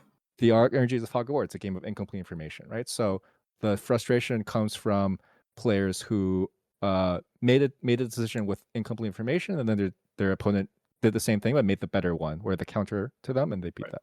Or it feels like happenstance that they blind chose the counter or whatever. Yeah. Or more commonly, it's just like, well, this is a player that like just cheeses all the time, right? They don't know how to play the real game. They just pick these stupid strategies that always win. But if we can go down one more step in a fighting game, though, that this still happens, right? When you lose in a fighting game, it's a game of complete information, but it's also a game with no RNG. But when people lose, I think more people are inclined to blame themselves. But when people lose, there's a ton of complaining that goes on about the game isn't balanced, the character in particular, right? My opponent is playing the OP character or the cheesy character or whatever. I just got unlucky with my bad matchup. My character sucks, but I just play it because I'm honorable or whatever. And then even if you scale it even back down more, so I've been playing a lot of chess recently.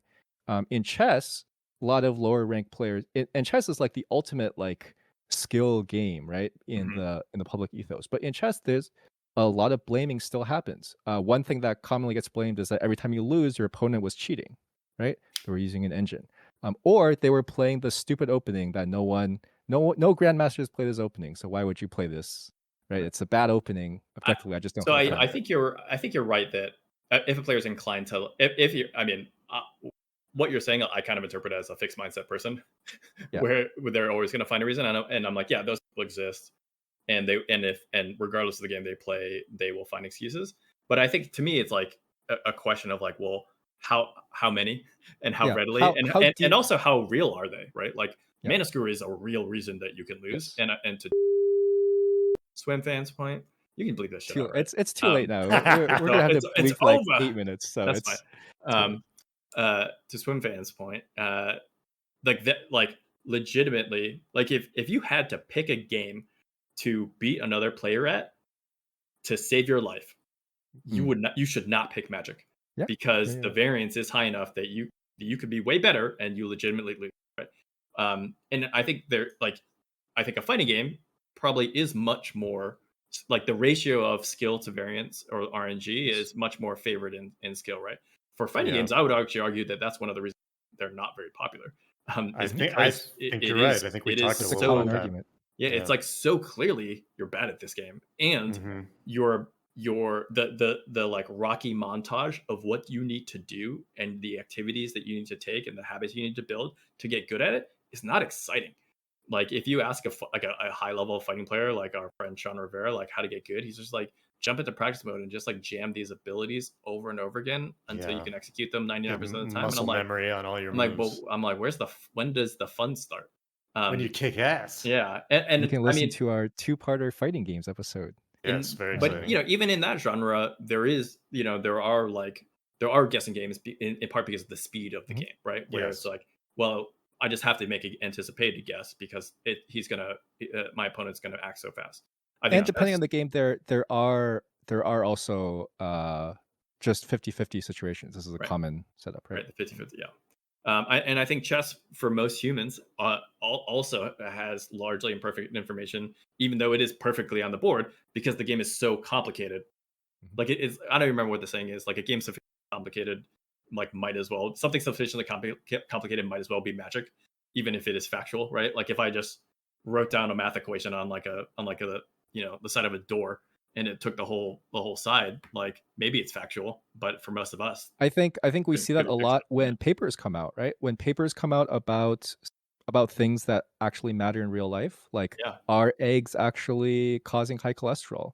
Is it most people just want yes or no, right? But right. the papers are there's no clear answer, and the actual information is so complicated that most people just Yeah, man. I this is imagine like it to be magic. this is a tangent that's always fascinating to me because I think like yeah, like the degree of specialization you need and the duration that you need to be in a field to actually become an expert in that specific field and then extend it.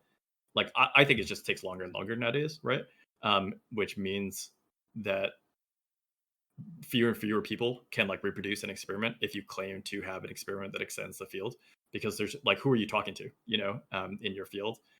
Yeah, other academics, I guess. Yeah, Not even other academics, like a very small subset of right, academics. Yeah, if you right, go Yeah. deep enough, this is a thing that happens in science, unfortunately, where often like a field gets narrow enough because the way you extend it is by narrowing your scope, right? Like at some point right. you That's could right. write an anthropology paper just by going to like some tribe and like asking them normal questions, be like, oh, they treat you could your the breadth that you cover could be very wide and still you could get your information, right? The way you extend the field now is that the breadth has to get narrower and narrower. You have to drill down on specific things. And in academia, what usually happens is people um you just end up with like two groups of scientists doing this thing and Right. arguing with each other. And And then you blow up the tribe so nobody can yeah, repeat your experiment, and then you're the local expert there you forever. go. That's how you write Guns, Germs, and That'd Steel. be a winner.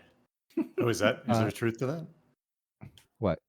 The guns, germs, and steel thing? That was an exaggeration, but Guns, Germs, and Steel has Okay. a very low reputation in the academic community. It's Oh, um, but that's a whole nother can of worms. It's a Back journalist. It was a journalist, not a scientist. Yeah, ah. he is technically a PhD, but I want to say all this talk about inserting variance to get someone to like stay with it longer Yeah, really hits me because I'm the dumbass who, when I start a fighting game and I just get my ass kicked again and again and again, I'm like, oh, I suck at this. yeah, And I get progressively more performance anxiety. Like when I play the game, I'm like, oh, totally. fuck, I'm a Right, fucking right, dumbass. right, Whereas if I lose some magic at the, if we're doing the limited tournaments at Riot and I do all right, but I lose, I'm like, "Yeah, okay, I did all right, but the mana didn't go my way right, sometimes. Maybe I made a bad decision up front.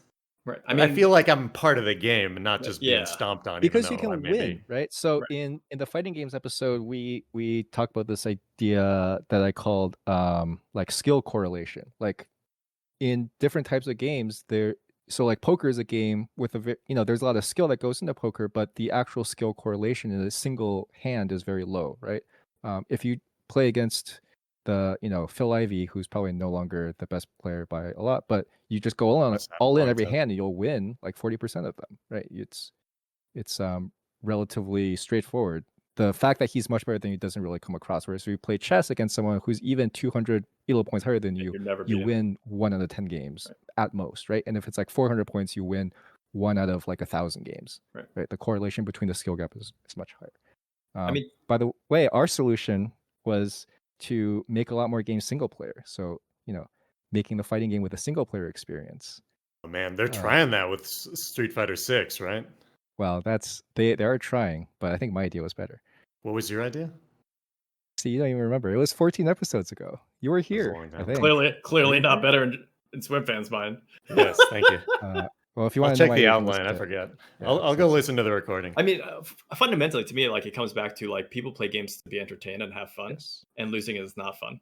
Yeah. And so like the variant, and so I'm like variance as a way, as a reason to excuse your loss helps offset the pain of losing and the lack of fun of losing, but also it's inherently valuable itself, right? Like, because I think another primary motivation for players to play games is to get new experiences or things that they like, to form new memories about things that they've never experienced before, right? So like one of my North Stars when it comes to making games is like this idea of like, how long can we maintain this, like this aura of you don't know what to expect?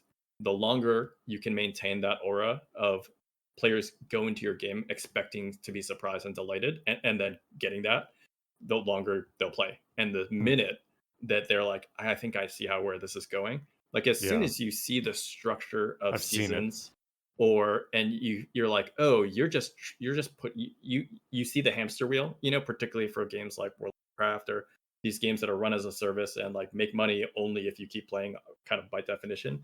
A lot of the design practice don't focus on like necessarily creating, like, of course they want to create novelty and all that stuff, but it's really more about how do we just keep you in, right? And that actually starts to lean into things that are much more like just psychological best practices, like battle passes and things like that, where it's just like, oh, I got a cookie. I play this game because I reliably get cookies every day, right? Every morning. But I think that, like you said, when there comes a point where, like, I think, so when it comes to that, I think it can come up organically from the system itself. So like chess is a game that's been around, that's been played seriously for like 300 years, right? And there's like books and books and analysis, and the computers are way better than humans, but a lot of people still play it because they actually still get fresh positions, right? The game structure, even though it's fundamentally simple, it creates enough complexity that if you like you have a database of all the master games that have ever been played, you reach, in most games today, you still reach a fresh position like 15 to 20 moves in, sometimes even earlier, right? You still get new experiences organically because your point I'm hearing is like, we don't necessarily need RNG to create variance, which I agree. Because I think, well, we don't necessarily need it, but it helps. But I think it's cheap. Yeah. Just cheap. But I think, for example, in BFA, if you played BFA, Battle for Azeroth, the expansion after Legion, I was out. You did a good job. People really hated that expansion because it felt like it was just putting exactly what you're describing, which is like variance, infinite farming, infinite scaling hamster wheels, and just jamming them into like every mechanic in the game, right? And people got really sick and tired of feeling like they had to keep playing. So like one of the things was like, there was like multiple infinite scaling mechanics. So you felt like to keep up with the rest of your guild, you just had to log in and play every day, right? And that kept people playing, but people hated it. Right? Yeah, they kind of resent you for it. Yeah. Right. I think one of the unwritten rules with games is like, once you've shipped your game, whatever that baseline of RNG is at the time, that's your floor. Like you can never raise that. Yeah. You can never add RNG afterwards, because players kind of, from survivor bias, like the players that play the game basically expect, because I think players have a simplistic, overly simplified view, which is somewhat correct, around the relationship between RNG and skill, which is they are in tension with each other, and the more RNG that is added, the less skillful the game feels or is. And so once your game ships, if they play it, they probably play it because it's, for them, hit a sweet spot between the amount of RNG and the amount of skill expression that it has.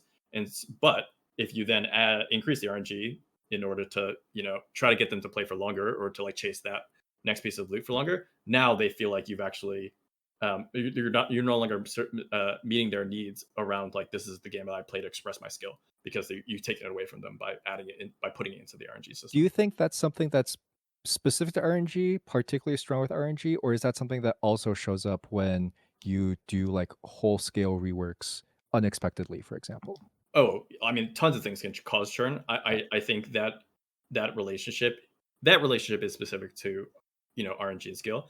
I think the other way skill can get degraded in your game is if you give players more power based on how long they engage in, which kind of is what like Legion, the other problem that you just described that BFA has, right? Where if a player who is a really skillful player can't outperform a player who's terrible but just plays 10 times longer, then for them that might be an out for them, right? Because that might be the reason that they played the game. This was one of our key points when we're talking about legendaries, right? I mean, the legendary system, even though the actual effect was muted, just this feeling of like, well, I can't I just can't get this legendary to drop. What do you want from me, right? Yeah. Was and Feels bad. that's a fascinating study too, and because like they did a lot to mitigate some of the RNG or mitigate some of the eventually, engagement, right? Where I feel like they shipped a catch-up mechanic for the experience part of it very quickly, if not with it. But yeah, to your point, like they did have like that, like what is it, pity timer or whatever. But it was the problem is that it was like on the scale of like weeks or months, and we're rating every day. Every day that goes by that I have a legendary, you don't. It's just, you're just forget this. What are we talking about? Yeah. I think it wasn't until like they added a bunch of pity, but it was all still random, right? You were guaranteed to get legendary drops, but it was still a random. It wasn't. I think it wasn't until like 3/4 of the way through that they finally added the first like purchasable legendary token.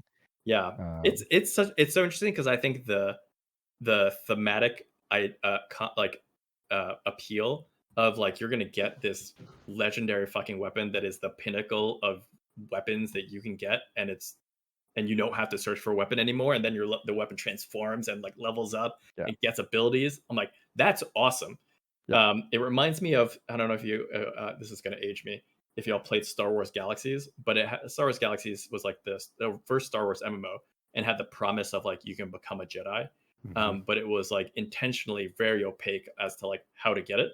And like it was a difficult road. Like it's like that's like thematically appropriate, right? Like it should be, because the game is, like the other classes you could be would be like like there's like I'm a trooper, and so it's like you can't go from we're all troopers to like wait a minute, like there's like all these Jedi running around, right? But from a pragmatic development perspective, that doesn't make any sense.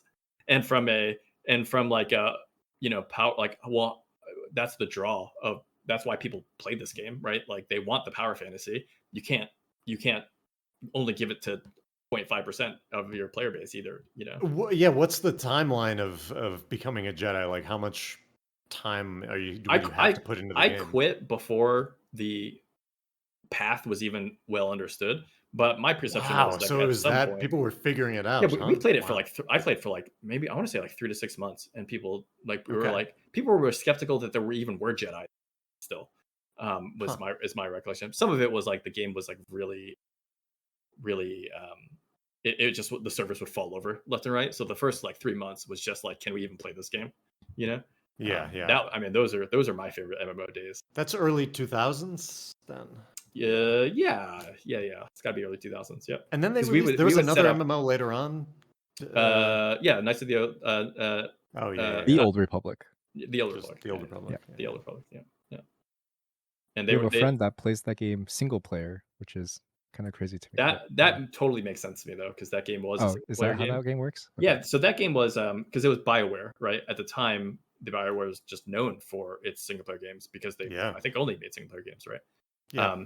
But that game, I think, really failed to answer. Like, I think that the key design problem that game needed to solve is how do you make every player in an MMO feel like they're the protagonist when they are? This is the MMO problem, right? Yeah. Like, and that game had it super sharp, where essentially your leveling experience was a solo experience. Like I think, and it was like very heavily scripted.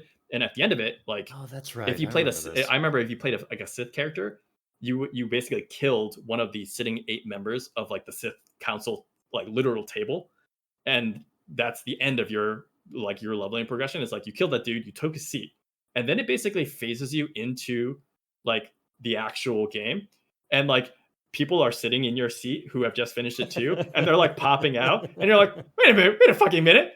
There's supposed to be 8 seats here. There's hundreds of people that are me, Jeez, that sucks. And that's it. Like, switch. Yeah. And so to me, that was like the problem that game had to tackle and solve well, and it like punted completely on. Did you ever play Final Fantasy 14? I didn't. Final Fantasy is actually my big kind of like blind spot in games for some reason. I've never played Final Fantasies. Single or multiplayer games. Yeah. So Final Fantasy 14, chocobos, man, too scary. They do look kind of funny. I mean, when I found out mine was going to be a Hawk Strider, I was very sad. Anyway, Final Fantasy 14, I think does this well in a way that I think is since my replicate. I think WoW does this fine too, but it in Final Fantasy 14 there's just a main story quest that's like detached from the rest of the content. And I think this is like common now, where it's just like there's this big thing on your screen that's like, hey, this is the main story. You need to go do some of it. But it's like when you do that, it's like all instance cutscene content, and then when you're done, you just go back to the normal game. Right. Yeah. Yeah, that is yeah, like the whole like phasing, like the whole like phasing systems that WoW Yeah. were very much like instances, but yeah, a little yeah, different. that whole approach is really fraught, huh? Like, I mean, I get why it makes sense, but there's no way to live up to the promise of Right. whatever story you did, I mean, unless you. I guess I haven't heard it if they have. I feel like at least like WoW continues to try to leverage like their phasing system, but largely I think like WoW's at its strongest when it leans into like player created stories of like your guild accomplished something, like killing a hard boss, you know, or like your 2 to 3's, you know, PvP team got there and got over the hump of like a really hard competitive season, you know. Yeah. Or 2 year. Oh, go ahead. I was gonna say, I think I do think that one of the reasons it's fraught is because I think the stories try, maybe for a good reason, but I think partially just because of historical precedent to like keep growing in scope, right? I think WoW the story really annoyed me with this problem. It's like, oh, now We're I'm going to the outer champion space. of Azeroth. Yeah, so Yep. now I'm the champion of Azeroth plus like Yep. the champion of outer space plus the savior of the Yeah. Exodar. And like you just keep trying to make it, you just try to make the more and more like crazy accomplishments to outdo the next one. It's sort of like the anime problem, right? Where you just keep going up in scale, and very quickly the scale becomes meaningless. I like the Marvel I think problem. you know I would be, well, yeah, that's also true. Like I would think it's actually would be healthy and not too hard to lean into a more like linear growth type of story, or like more humanistic story, right? Where the story grows based on like what your character, not what it actually accomplished, but what your character would actually accomplish in a world with other characters, right? And I think those, you could tell a compelling story. It'd be harder because you can't lean on tropes, but I think that yeah, but how would many of those can you write, and how many people are gonna well, you could, I still think get the same I think you story? can actually write more of them than the stories where you keep becoming more and more champions. Sure. Because you could use a model of what people actually achieve in the game, for example, as a starting point. I mean, there's also layered on top of this stuff, there's the problem of like TV seasons. You don't know how many you're going to get, how long your game is going to last. And so, oh, surprise, this was a huge hit. We got to like now stretch out. You have to, yeah. I guess that's a good point. Ramp. It's the problem we're describing can be rephrased as like there's too many climaxes, right? Like there's every part of every expansion has this giant climax where you like achieve some huge goal. Yeah, I mean, I think like storytelling is in some ways feels very fundamentally conflicted with service-based games. Yeah, exactly. Like they have no interest in ending the story, right? Yeah, and you might have suits upstairs who are saying, no, this has got to be the biggest climax, right? So we make our third. I mean, quarter. I would be super excited to either like work on or play a game like an MMO where it's like this is going to last for 4 years and it's going to have a beginning, middle, and end. And then it would be sweet, wouldn't it? But they're never going to do it. They just, I mean, they could, but they're not gonna. Yeah, I mean, I think that genre has such a like a massive buy-in to make, unless you're talking about some of the more like procedure generated more. Yeah, they're going to be like, oh, we have all these people. We're just we're going to because like done? you see indie games where like there's that indie game that you can only play once, you know. And so I'm like, you know, like there's a lot of these like concept test games, but once you're like, it's an MMO, now you're like server infrastructure, massive meta systems on top of a sweet core game loop, massive content, you know, and that's a very expensive, you know, I think thing to build for what is ultimately a thought experiment, right? I think it could work much better with all that stuff, just with seasons based. Yeah, MMO, like reset the world sort of thing, where it's like an expansion, but you lean way more into the idea of completely resetting everything. Right. That was like, what is that Rhode Island company? 38 Studios. It's the Kurt Schilling company. They were working on an MMO where their premise was it's like we're all in the world, and then like we know the world is gonna like explode, and then there's gonna be a new world, and we'll start from scratch on it. Yeah, I feel like a lot of like survival games these days kind of run on a similar premise. Yeah. Yeah, although I haven't seen a lot. There's not a lot of story in survival games that I've seen. Yeah, well, I think that speaks to like the buying cost of like a story-driven PvE MMO is too high. Is like the cheaper way to get stories is to lean into player versus player conflict, and or just player the variance that you get from having a lot of players, and just empowering them to kind of like mess up other players, livelihoods and stuff. Do you play any survival games? Yep. No. I feel like I played some Raft with Paul. Oh, dude, so I played that for like an hour, mostly to test my thalassophobia, and you don't like sharks. I don't like water.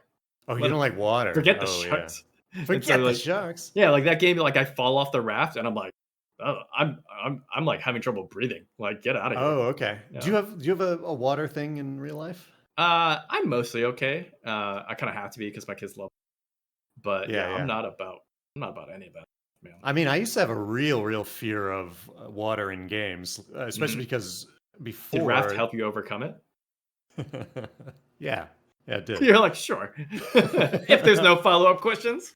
But I mean, earlier 3D games, there was no transparency in the water, so you couldn't see what was beneath. Yeah. And Star Wars Jedi Knight is one that frightened me because you'd jump into the shitty like brown water and there'd be those eyeball guys from the trash compactor. Nothing about that life. Or Duke Nukem 3D when you jump in and then there's all these fucking brain guys shooting at you. Anyway, man, we're old, dude. So I have a dislike for water in games was because you have to swim. So in Booty Bay, you played Cat. You played Kata too. I did play Kata. Oh my god! But no, I really remember. I hate going to Booty Bay, which is a zone in or to the city in WoW, because it's very easy to fall off as you're walking around the city and you fall into the water. There's like one path that goes up and you're just like swimming very slowly for like literally like 3 minutes to try to get back to turn in your quest after you fall off. Man, did you ever swim? Go ahead. I feel like I remember one of my warlock buddies setting up a portal and summoning people to the bottom of like the ocean, because he had like, I think warlocks had like water breathing or something, so you would just summon people and they would be so deep, so far away that they would just drown in the middle of nowhere. Unlucky. I'm so a fan of that. Swim fan. Unlucky. Yeah. Did you have a swimming stat in that goes up the more you swim around? That was actually maybe, but I don't think it made you faster. Yeah, I think there was a number going up actually. Yeah. But it was like capped at 300 or something super low. Yeah. And it didn't actually make a difference? No. Jeez. Not that I remember. I remember working on my swimming stat in EverQuest 1. Oh, I didn't play EverQuest. That was before my time. One day just being like, what the fuck am I doing with myself? And I'll do a lot of stupid, boring, dumb shit. And that was the limit for me. MMO called Black Desert Online. You'll love it. Is that similar? They have beautiful. Yeah, they have beautiful. Is that a Korean MMO? It is a Korean MMO. Yeah. You can literally. There's like. So my friend sent me this. There's literally like a 17-minute YouTube video about the optimal way to train your hauling stat or whatever. You put a box over your character's head and you set a path back and forth somewhere overnight, in like some very efficient way, and then you like that's how you grind your hauling stat. I love it. God damn. Because I worked at Carbine, which was part of NCSoft, which is like the Korean company that made Lineage. And my favorite story from that era was the Korean MMO companies, when WoW was like in early beta. They thought WoW was not going to be successful because like the culture of like games there is completely different, right? They're playing in like PC bongs, and apparently, anecdotally, they play in PC bongs with one hand smoking a cigarette. And so like WoW is not going to be successful because you can't play it while smoking. You can't play it with one hand. Interesting. Because it was a more active game. And when I heard that, all of my experiences with Korean MMOs, which were hella boring because you would hit one ability every 6 seconds. Maple Story? They all made sense. Because it's like, oh, yeah, if you're designing a game for people who exclusively play games with one hand, everything makes sense. And it's all terrible. Wow. That's unrelated. Really did you know any mouse turners? Or sorry, keyboard turners? Oh, yes. What is that? One of my so like in WoW it's like WASD and QE depending on who you are, QER but is straight. in addition If to you're mouse nasty. look, right? And so particularly for rogue, it's really important that you can turn extremely quickly. But some people would turn with their keyboard, which has a fixed turn rate, and so they would turn very, very slowly. And I have very fond memories of, because I played WoW when I was at Upper Deck, and we would degen it. So like we would like be working on our like damage spreadsheets, and we'd be like talking about our boss like fight plans like during work. And one of my coworkers had the most elaborate damage spreadsheets, and he played a rogue too. And so I was like, all right, we're gonna compete. And then he and I finally get into a raid together, and he's a keyboard turner. And I'm like, bro, you're making spreadsheets? Like this is not it. Like if you want to compete, maybe keyboard or looking at your mouse. Maybe level up your game a little bit. Damn scrub. Yeah, apparently they're real. I mean, one of my yeah. I met someone like that too, and it blew my mind. I thought it was just a joke. Like I couldn't fathom that. Is it because they hadn't heard of mouse look, or is it? They just want to. They just. I think what it is that they're controller players. Yep. So they're used to playing with two hands on like analog sticks. So instead, they just play with the thing. Insane people, if you ask me. WoW like was a really humbling experience from a game developer point of view, because it was one of the first times that I really started to understand all the different reasons that players play games, and for WoW, all the different reasons people played WoW. I remember getting in line for Wrath of the Lich King's pre-release, like when WoW you still had to like go buy, like you didn't have to. I think you still could go buy a physical box of the game. And we were working on the WoW TCG, and went to like joined a bunch of the Blizzard employees for the pre-release, where it's like people were lining up against that, and we would just chat people up. And this was like at a time where like, I'm not in Killer's Guild, but I'm like raiding, hardcore arenaing, like I'm like, that's the game. Like, why else would you play? And I remember going down the line, and I probably had 20 different conversations, and like maybe 3 of them had any raiding experience, let alone like were top end raiders. And like you would be like, what do you do? And they would have stories. Like to one of them was like a couple, and they're like, we just role play like in like Dalaran Sewer. Yeah, we just got married. Yeah, no, it was like literally, I was like, what kind of role? You know what? Don't actually want to know. And it doesn't necessarily mean. Sex. It definitely did. Okay. And well, good for them. I'm proud of them. That game, and then you start to realize like that game was as popular as it was because there's kind of like a dozen different games within it, and from a developer point of view, all of a sudden you're like, holy crap, we have to keep in mind all of these different use cases of this game, but like most really, really popular games are not one game, or they're not enjoyed for one reason. They're enjoyed for many reasons, right? Like that's why so many people play them. Yeah, I mean, Magic has this whole demographics thing, right? Or psychographics, as he calls them. But I think one of the big lessons that was like StarCraft Brood War. A lot, like I rarely played Melee. Yeah, we get on to play custom games, right? That are just made by other people. I met a lot of friends doing that. And in StarCraft 2, I think they really forgot that that's why a lot of people play the game, right? They sort of leaned totally into like the ladder experience. Yep. And it sort of killed all the whole casual scene just disappeared, right? That was me. I loved I loved Brood War custom maps and Warcraft 2 custom maps. I used to make a ton of those. Yeah, I mean the StarCraft 2 stories were crazy because I feel they killed their competitive 2 compared to StarCraft 1. Yeah, like there was that story where an engineer basically, like there was some movement, like unit movement ticks, like peculiarities in StarCraft 1 in terms of like how if you group ordered a bunch of units, how they would move. And high level players could basically overcome those ticks, those like weird idiosyncrasies. Yeah. And that was skill expression, right? Like that was like, hey, I'm better than you because I could do this and you can't.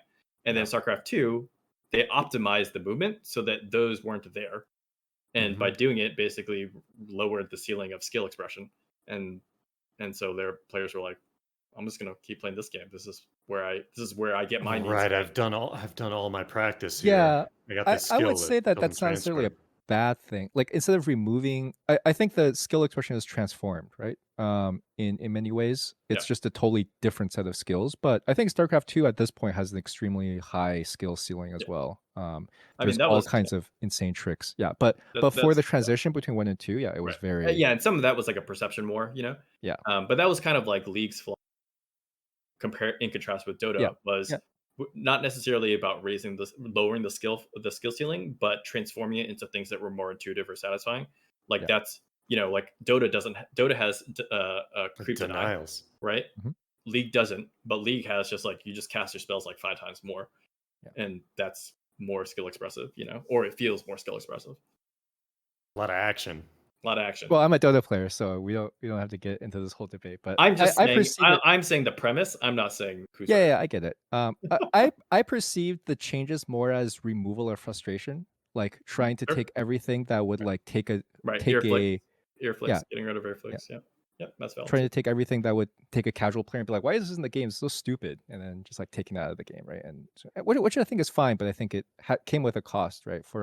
And I think at some that's a great framing, because I think like modern Blizzard still has that. Like old Blizzard had that philosophy too. Yeah, I think modern Blizzard also has that philosophy, but sometimes they like miss the have a limitless skill ceiling part, and then they have games that are just that are similarly approachable or comparably approachable to their old games, but actually just much less popular or having lower longevity because they're just not as skillful.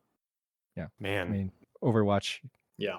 I think comes to I mean, mind. I wasn't gonna say it. I was gonna let you say it. I have too many friends and connections in this. I'm gonna keep my family fed.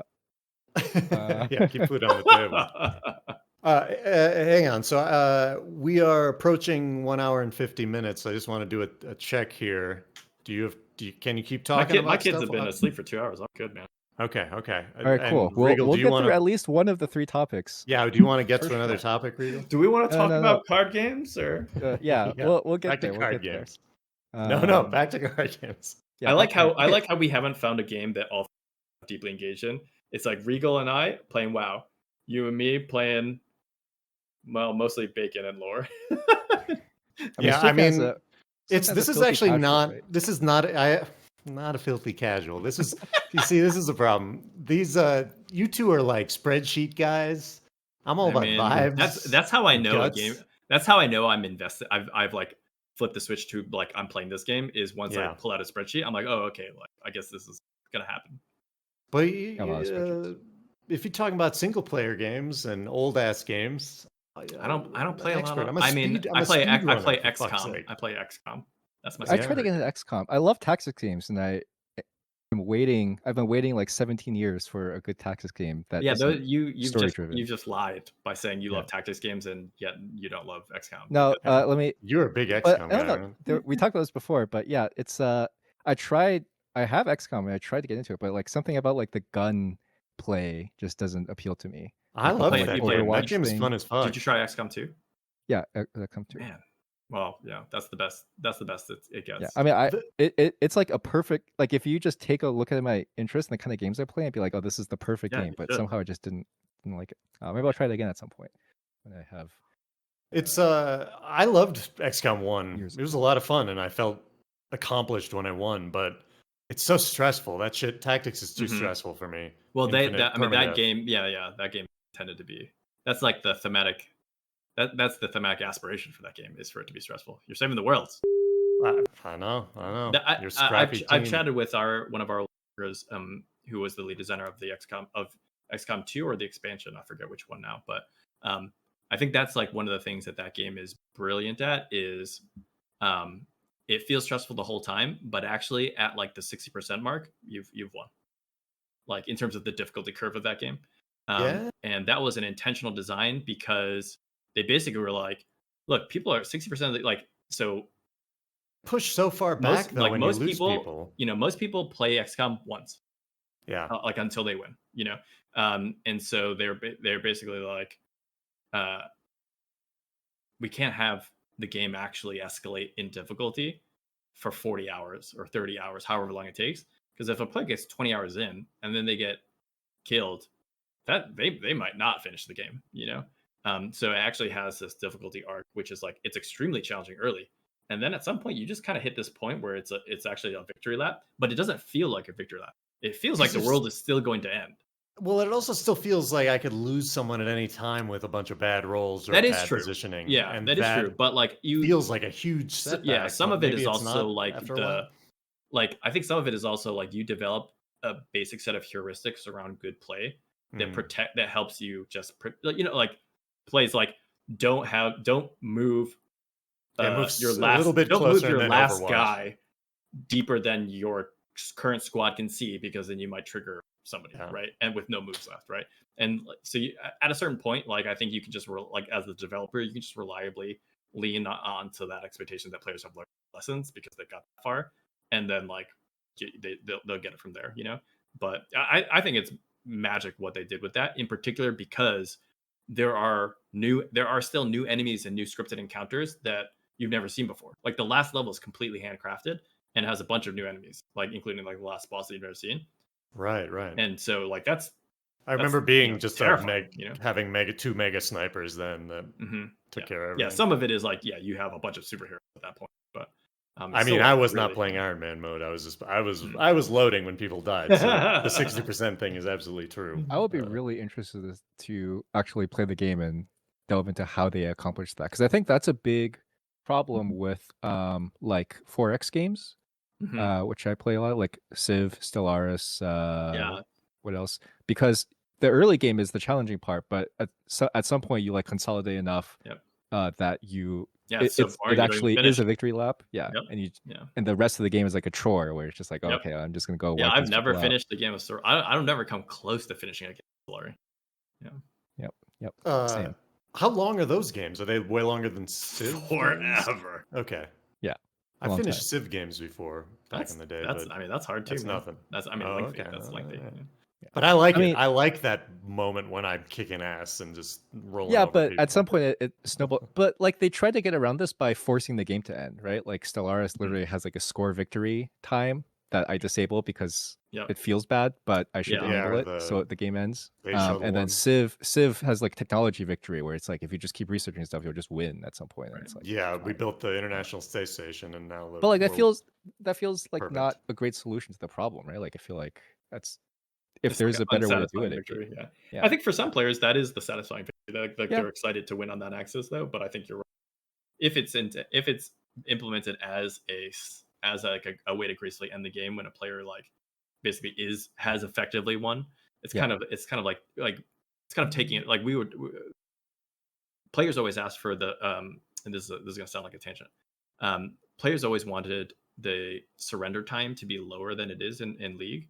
And one of the reasons I recall that we didn't lower it is because like it was really important for players to get their bloodlust fantasy out, so if one team's popping off, it's not like they're popping off every game. Like that's probably one player's pop off game for the last 20 games, and it's really important that they get their fantasy, satisfied. Yeah, so they get to actually kick some ass for a while. Yeah, like Dota actually still doesn't have a surrender option for except in a specific case when you're 5-second unranked. There you go. For I think the same reason, but plus there's also you really want players to try and experience that like 1 in 1,000 game where you make the comeback, right? And it's like that's such a strong memory that sticks with the player forever, and that's what keeps them playing, right? You want to generate those ones. Okay, back to card games. I love how we've talked about card games for like maybe 10 minutes. Yeah, for like literally 10 minutes. So I think one of the specifically with Magic, I think the color pie is such a huge part of the game, and it's like one of the best designed systems in any game like ever. I think it's just so robust, except for blue at the beginning, but they kind of fixed it mostly.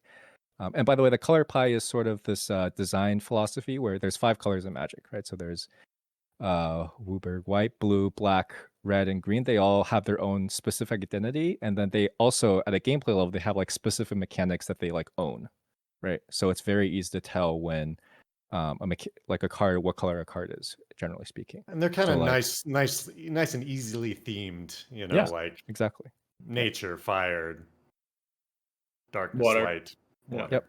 Yeah. And so if you contrast this to a more modern mechanic like classes in Hearthstone, that's true, but I think there's a lot less interoperability between them, right? Like there's, like the priest cards have a very strong priest identity, but there's no like priest / mage card. Maybe there is now, I don't know. There But are, like that's something they do hybrids, yeah. I see. Okay. Yeah. But a Magic, that design feels very elegant because of the way the color pie works, right? There's like enemies and allies and stuff. And I think the mana base system is kind of what allows that to be interesting enough to play, because you have to that allows the very granular the trade-offs. difficulty in creating a robust mana base for multiple colors allows the game to have really strong cards that are multiple colors, right? Like That's right. you can just make multiple cards, multicolored cards stronger, and without really much thought.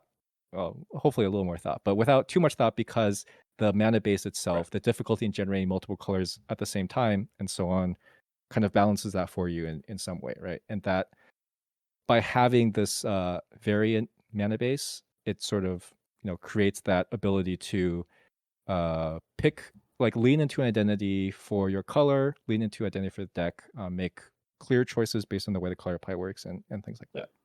And similarly, like because different colors kind of own, to your point, different parts of the design space or like the effect space, they can also make a card that costs like black, and that's a meaningful cost, even though the mana is easy to obtain because you could just play a mono black deck.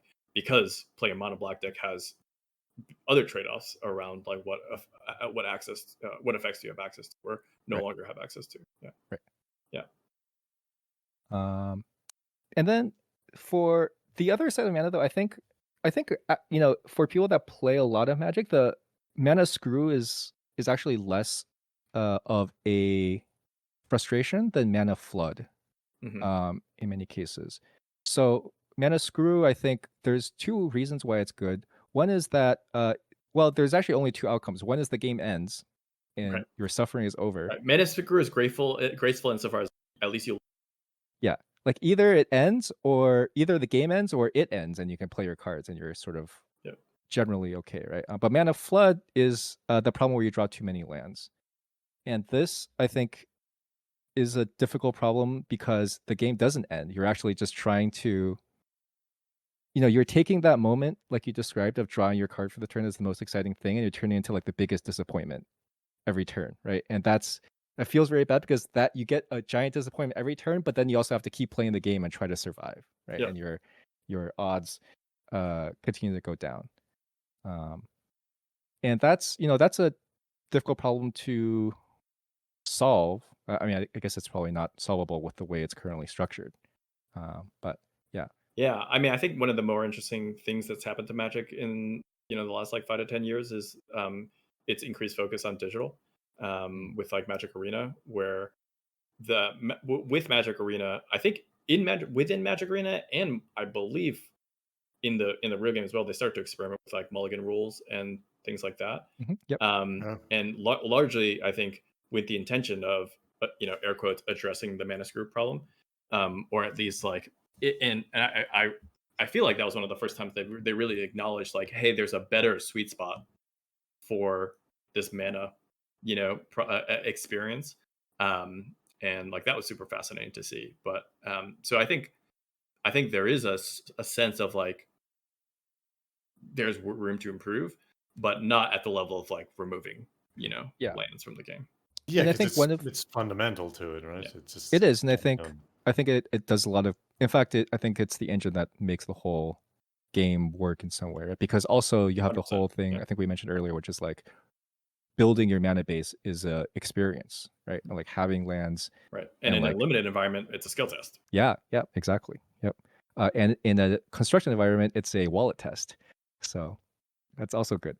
Playing those limited drafts at Riot was fun because it was on the company tab. Oh yeah. I limited is also open up a wallet test. Opening up those packs. That's fun. Cracking packs, always fun, man. I had something to say, but I forgot. Nice. Nice. Cool. because We're we crushing talked it. about We're doing it. hacks. I'll just move on to the next thing. So I guess if we were starting over, the way I would think about as a starting point addressing the problem, I think I would keep the mana and color pie system intact. But if we were starting over, I think I would start with the idea of drawing 2 cards a turn instead of 1 and balancing the whole game. Oh, I remember what I was going to say. So one of the ways they've tried to address this recently is they've added a lot of mechanics that allow you to draw extra cards or control the cards. Like Scry is now like an evergreen mechanic. Scry is like you look at the top X cards of your library and then you pick one to leave on, or basically you pick one to leave on top that you want.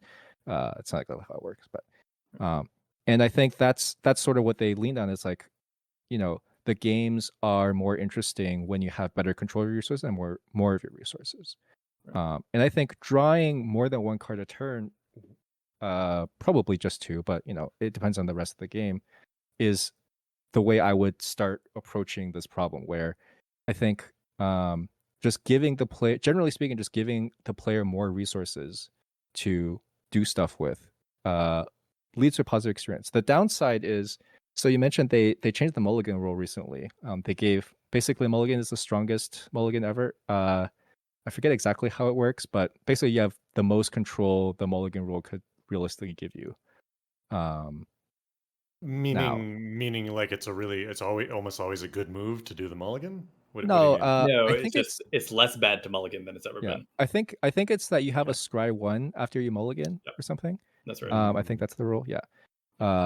So you're still if you mulligan, you're down a card, but then you can look at the top card of your deck and decide what you want to do with it. So it's like closer to not losing a card. Yeah. So stupid question. Why not guarantee a starting hand has 2 mana question. or whatever? Yeah, I mean, I think a lot of the answer is you lose a lot of the variance and the highs and lows that it creates. Just like that? Yeah. Because that's literally what Hearthstone and I think a lot of other card games do, right? And I mean, Hearthstone builds it's consistent for sure. Right. I'm just saying, you this, don't start this with is actually 5 something that we spells. tried. We actually tried something similar to that in Bacon. One of the weird things that we observe is that's just such a good fundamental reinforcement of how humans behave is once players understood that you had fixed mulligan rules, they would start to cheat their mana base. And once they start to cheat their mana base, they still have 2 lanes in the open, but then their subsequent draws are worse. And so they basically, like, there's this phenomenon where basically players will always ride that edge of like, you shouldn't cross this line, and they'll step 1 over it. And even if you bring the line forward or more favorable to them, then they'll just ride that line. They'll just walk right back up to it. I have a great example for this actually. So in gotcha games are these mobile games where you have like a limited selection of characters, right? So one of the common things to do is re-rolling, right? So when you start a new game, because you have a limited number of rolls, you restart your new account over and over until you get something optimal, right? So one of the things developers try to do to prevent this, or to like just make it less painful to start, is that they let you pick something at the beginning. Yeah. But what happens is players then re-roll until they have something optimal, and then they pick another new optimal thing. Right? Yeah. So now they want 2 optimal things. I mean me, because I'm a degenerate that does this. Right. So I think the choice is just a given now. Wait, what gotcha games do you play? Or have you I currently play Blue Archive. I used to play FGO for a long time, and then I played a few here. AFK Arena guy. AFK Arena. Yeah. Join now. The many, the proud. Yeah. Yeah. The many, the ashamed. Yeah. That's better than Raid Shadow Legends, but not by much. I mean, I think that. Once Hearthstone came out, I think that if you were to make a new card game today, I think you're in for like a really hard challenge, because it's the same with MMO, right? It's just like possible. Yeah, I think some of it is fundamentally people have more choice for their entertainment hours than at any prior point. And what that means is that I think, like, and this in the card game genre, I think became true once Hearthstone came out, is that they don't necessarily need to they don't need to play your game for forever. There's a bazillion other choices. They don't have to play anyone's game for. They can just keep bouncing from game to game, and they can go outside. Yeah, like as developers. Okay, let's not go nuts. Like as developers, our incentive is to have a sustainable business and to get players to play for a long time, right? But players need to do that, and so I think today the challenge is like, I don't know if a new game that ships with a mana system survives, because it doesn't have the legacy of Magic. Players have all these other choices that are fun for long enough, where I'm like, Hearthstone doesn't have mana. For the vast majority of players who played in Hearthstone and quit, if you ask them like, hey, was that game better than Magic? They probably would say, obviously it's better than Magic, because I don't have non-games, and so I think players' tolerance for really shitty experiences just goes away, has gone way down, because And I think Yeah. that's true historically too, right? Even like Man. for example, League of Legends is much more popular, right? Literally than Dota. I think in large part because of that. Like they made the decision to say like the skill ceiling is what it is, but we are going to get rid of all these like frustrations if that you cause can people to raise bounce this off your game. exactly, and I League of Legends was actually a humbling experience for me as a developer, because prior to League, I had the very naive point of view that a PvP game could not be the most popular game in the world, because players hate losing so much. Interesting. And Wow, cool. what League showed me is, if you can find enough ways to raise the floor of fun, and the game becomes reliably fun even when you lose, then I mean, of course, in retrospect, you could become the most popular game, right? But I don't know if you guys play like battle royale games like PUBG and Fortnite, but that's another genre of games where fundamentally you lose that game 99 out of 100 times, but you get kills. get killed. The game is fun even when losing, right? And if it wasn't, because you lose 99% of the time, that genre would be dead on arrival. Mm-hmm. But as soon as you lose, you're dead, and then you just keep playing. And while you're playing, that progression loop of looting and becoming powerful is so compelling, much in the same way as leveling up and getting gold and buying items in League of Legends. That you expect to level up and get gold, and maybe not all the items, but like that's the guaranteed fun of that game, and you get that even if you lose, right? That was how League was originally pitched to me before I started playing it. Was it's a role playing game in 30 minutes, and it's like, that's not what that game is today. That game's an esport, But at the time, that actually was the guaranteed fun of that game. Was you get to durdle around in the forest, get some gold, go back, read a million items, pick one this game, and then be like, what did it do? And that was the promise of that game, right? And the other ways it raised the floor relative to Dota, or like the original Dota, was like it added matchmaking and a queue, so you didn't have to like sit in a lobby. The competitor was Han back then, right? Which is similar to some extent. Yep. That was like, I remember when I joined, that was like, it was like Dota. Han, it wasn't clear. Yeah, I mean, as our big for a while, it wasn't clear who was going to win, right? But I think if you look at them now side by side in retrospect, League reliably made the choices that made it more broadly approachable and raised that fun floor. And to me, that's the story of why it won. This is something that comes up in business and marketing shit as well. Is like never underestimate the power of the Scouts Code. That, yes, and also the value of providing convenience to the people using your shit. Like convenience, being able to join a queue and be in a game guaranteed in like 2 minutes versus like sitting in the lobby for like 30 minutes. Yeah, in the prior system, like, oh my gosh. Most people are busy, or at the very least, they feel like they're busy, right? And that their time is valuable, and just making the basic shit easier. I mean, that was. I mean, the other Riot game that took a decade, Valorant, their original thesis was Counter-Strike Counter-Strike at the time is sick. Lobbies are not sick. We have matchmaking. Let's take CS:GO and add matchmaking. And then it took us long enough. Didn't have matchmaking? By CS:GO it probably did, but early CS was like a lobby game. Yeah, like you joined That's servers, right? And and so and you got to see what sounds they had uploaded, and that was fun. So I have a couple thoughts here actually. I think one of the things there is a difference, I think, between making a game like totally approachable to a new player and making it feel good to play. And I think League does a really good job, like I said, of just making the actual game feel good to play. I think, for example, that's one big difference for fighting games, right? Like fighting games feel really good to play, but not for a new player, not at all. Right? It's totally a different experience. But it's very like one of the reasons people keep coming back to fighting games is because you learn the muscle memory, then it feels good to do the things, right? Even if it's just in training mode. I think League actually does those two things both quite well. Control is king was a Blizzard adage that a lot of Riot, Blizzard, ex-Blizzard, I think inherited. I think Blizzard does a good like comparing WoW to Final Fantasy 14. I think WoW just feels really good. Like I still think about like doing spell combos and like just casting Frostbolt on things. Like it just felt really satisfying. When you say control is king, you mean like things feel responsive when I'm using my skills and I can make a plan and do it. Yeah, like to Regal's point, like one of the things that WoW is brilliant at is they have client side acknowledgement of you hit this button. It's like you hit a button, but like in like, you know, back then, like your latency, you might have like 150 millisecond latency, right? Yeah, and so they would add a client side like visual effects to so you hit a button and you get that little swirly or whatever, and so you're like, okay, the game is responsive. The game feels responsive, even though it's like a 300 millisecond round trip, right? A lot of games at the time, you hit a button and then it waits for the round trip to give you anything. And you're like, this game feels hella slow, you know? I think EverQuest was like that. Probably.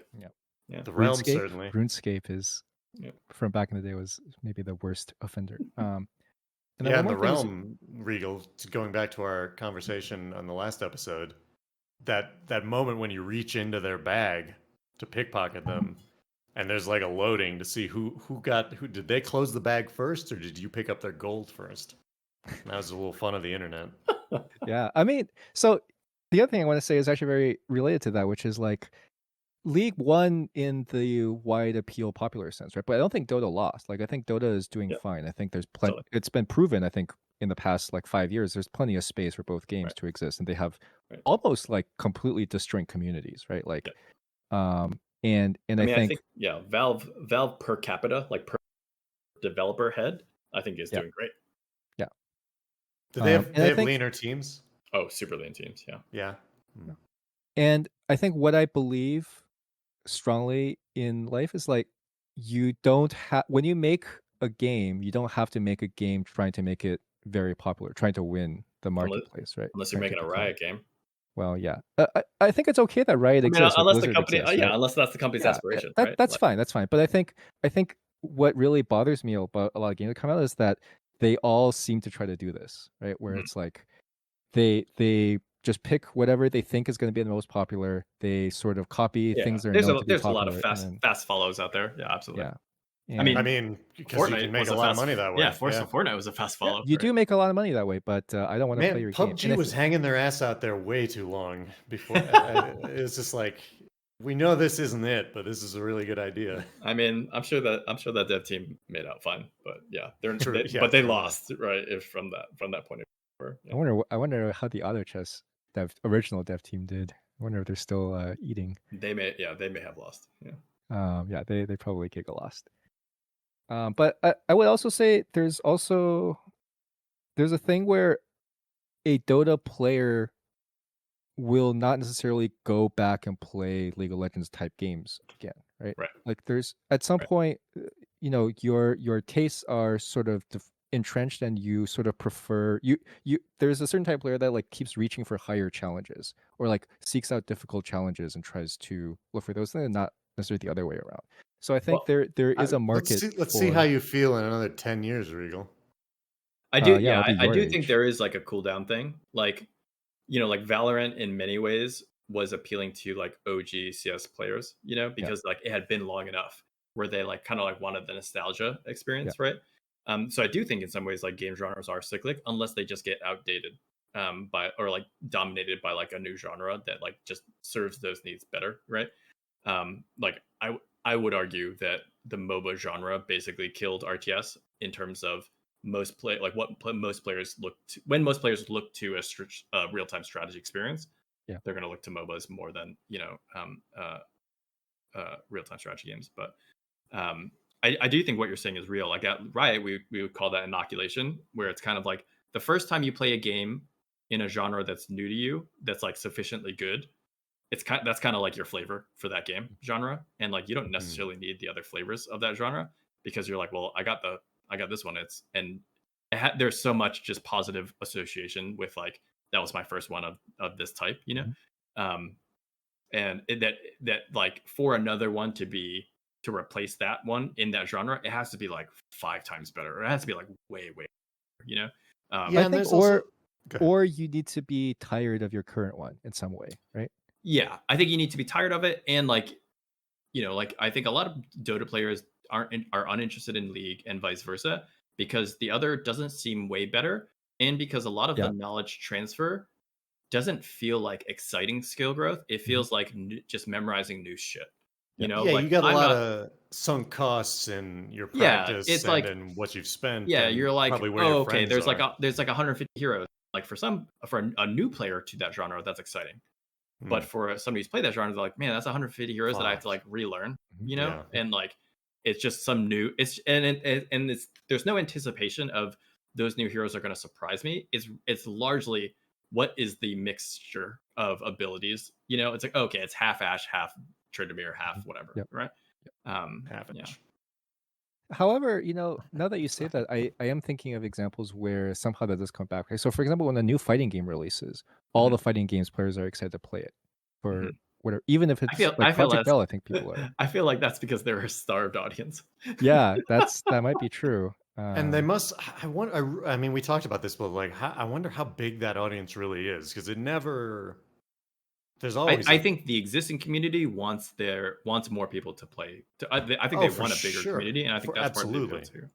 Yeah, it's like maybe this. I mean, I don't play, but I mean, this goes back to the problem we talked about of like without the variance in it, it's harder to get fresh meat in there. Yeah, I mean, I think it's variance. I think it's also like how long, like what the fun floor is. Like the fun floor when you're playing against your neighbor and when you're 12 is like pretty high. Well, once you get to like this is the actual game, it's really low. Like it's not fun to be. You mean like online game playing it online? Or when you like playing Rivera. Like I watch coworkers thinking they're great at fighting games, and then they play Rivera and they got destroyed. And very few of them are like, yeah, like I just want more of that. I just want as much of that as possible. Like going 0-100, like that's awesome. Yeah, fighting games seem like they're always fun when you play with your group of friends. When you're at an equal skill level, right? This is sort of the conceit of our argument, like variance is helpful for mixed skill groups to play and have fun, right? Like this is why like poker as a social activity and also as a way to steal money. Yeah, that's action. So yeah, like with fighting games, I used to be a low stakes grinder in the heyday of digital. I also was into poker at various times in my life. Me too. Instantly. It's a bad habit. Yeah, I never got into it enough to actually care, but I was marginally interested at some points. You still a gambler, Yip? Do you like no? You stay away? I mean, you could argue that I'm gambling with my career. Leaving Riot. So yes, maybe you go back if you want it. Don't worry. I mean, I when I was at Riot and could too many gacha games. But, say that again. You just cut out. I played too many gacha games. What gacha games did you play? AFK Arena. Oh, that's right. You said yes. Is that's too many? When is too many? I mean, I played a lot of them. That's just the one that I played for the longest and spent the most. Got it. Yeah. The other thing, you know, one of the things that comes up a lot is like people have this weird argument against skill-based matchmaking, but obviously the idea is like, I feel like that's been like a recent thing. I don't know. It's like COD players, man. Like, are they even human? It's like COD streamers, I feel like, right? Yeah. Like, well, are they? They just want to run. They just want to run their lobby, and when they get too old, and they can't anymore, all of a sudden they lose their audience. So they're like, skill-based matchmaking is the problem. And it's like, no, dude, you're just not as good anymore. It's actually. I mean, it's obviously not. It's kind of it's really funny, like from a psychological perspective. Oh, totally. Yeah. It's just like, well, so you're just saying you don't want it to be fair. You want to keep. That's right. You want to win more. That's right. Yeah. Great. Me too. It's like trickle down economics. Yeah. Right. It just works. There's your clip to start this whole episode off. Oh yeah, that'll be the teaser. And then people are like, "What? Is this an economics talk?" And then they're 2.5 hours in. Like, nope. What the hell is happening? Yeah, what is happening? I was gonna say something. Oh, the population thing I think is a big problem for for fighting games because I think it is very real, the complaint that there's no new players, which is unfortunately true. Like if you're a new player and you fire up a Dota game, you could put in hero bracket, like you're actually most of the time these days facing other new players that don't know what they're doing. Same with League, right? There's enough like complete noobs that you actually get like a decent experience. Go in with a friend who's showing if you go in with a friend, you'll probably. So actually, I had this long-standing thought that I think most people don't agree with, that if you're actually trying to get a friend to play a MOBA with you, you should not just force them to pick support and just be like, follow me around and buy. You should be. Yeah, no, I agree with that. You should be the support. Yeah, your friend should. You should try to get them to have some fun, right? Yeah, like, hey, totally. go. Oh, I agree with that. I tell you what to do. You go in, you press a button. Anyone who says they're wrong is you can say that experienced game developers told you that you were right and that they are wrong. Hell yeah. I always knew it. I was right. Anyway, yeah, I think it is a real problem for fighting games that they don't have enough new players, and they don't have the critical mass of new players that cause other new players to want to play the game. Maybe Project L. This is the ongoing forever problem of fighting games. Yeah, I mean it's the problem with all sort of like high skill correlation, low pop games, right? Like there's a lot of games that are like this, and also low variance. I mean, StarCraft is similar, right? When it became low pop, it's hard for new players to get into. Although I think StarCraft has enough still that you can still find bronze players to play against. But the Battle Royale example you talked about, Yip, like in shooters, for example, you can lose and lose and lose and lose, but you still may get a bunch of headshots, or you may kill a bunch of people. Fighting games, there's no maybe you win a round, I guess, is the comparison, but you don't feel those wins in the same way. And that's like going back to like the sort of like naive breakdown of like skill versus variance. Like the contribution from a variance in fighting games is like minimal. Yeah, my fucking controller didn't work. That's what happened. I mean, you could just. What new players often do to try to win is they just do the random stuff a bunch of times, right? Like they just know button that mashing. Yeah, they just. I mean, I think there's a reason why that is the variance. Yeah, I think there's a credible argument that Smash is more popular than that Smash is amongst the most popular. Fighting games. Because like oftentimes you're playing with more than one player or more than two players rather, and then the multiplayer chaos is the variance. I mean, they just added totally. They added so much RNG, right, to the quote unquote intended way to play the game, right? And if you play with items, even like a crazy. And I think one of the big differences is that it's just much easier. It feels better to play for a new player, right? Because it's all the controls are giga intuitive. Compared to a fighting game where they're unfortunately not. But I think you can make single player. You can fix this problem for a PvP game by adding like an actual single player system that works. If you don't have players, you can make bad AI to play the game and have the player beat up on them, and it won't feel the same, but it's better than nothing. I mean, that's like a lot of BR games now, like drop you in, your first matches are exclusively against bots. It goes back to like winning is fun, and giving giving the player breathing room to actually explore the game and figure out what the hell's going on, which is I think one of the other challenges. How do I even do this? When it's even for me, it's a little annoying when there's no AI mode when I try a new multiplayer game, right? Like for example, custom games in Dota often don't have this feature, but sometimes a necessity where it's like, oh, this custom game looks cool, but like I don't want to just go in and click random buttons. Like I want to actually like see what's going on before I invest my time and energy into a competitive experience. Yeah, that's one of the, I think, fundamental remaining challenges with even as single player is that the speed of play the pace is so fast that like it's just really hard to keep track of like what is going on, which is one of the reasons I think it makes it difficult to lean into three plus players as a solution, is because like you literally have no idea what's going on, Yeah. Go ahead. All right, we're getting close on time here. We have a hard limit of 3 hours, so even in your worst nightmares. Is this when like your hard drive fills up or something? I just have to go to the bathroom. It's when we lose, that we have bio, and then we also lose sanity, and start talking about like, I feel like usually what I happens feel when we like talk we've about, become more sane as this podcast has oh yeah, progressed. that's also true. Usually what happens we start talking about capitalism, and that's when you Yeah. know that Sure. That's it's why when I said trickle down, you got Oh, I'd triggered. jump right on that. You're like, Yeah. let's he go. Wait. I Yeah, want I to talk mean, about. okay, no, Okay, go on, okay, go on. go. I'll let. I just want to say I'm interested. Do you think design of, let's just say card games, digital card games, is there some design that exists that would be refreshingly different if the card company didn't have to make money? Oh, Would that change things? I mean, Legend of Runeterra doesn't make a lot of money, and I think All right. I think it does. You know, we made that. I made that kind of like semi joke around like these sort of expensive hobbies, time expensive, money expensive hobbies are like these like are like peak luxury. Mm-hmm. I think Legend of Terra gives players more of the like Mr. Moneybag style card game experience as a baseline. Oh, Where okay. like lots of and that was one of our kind of strategic theses is that when you actually are an adult and have money and can buy lots of cards, the experience, the hobby is fundamentally different than when you have to make do and you don't have a lot of money. Yeah. And that's the magic of the genre is actually when you get to, we called it like the sort of like the theory crafting loop of like, hey, I have an idea of a deck that would break this meta wide open. I want to go build it and actually see if I'm right.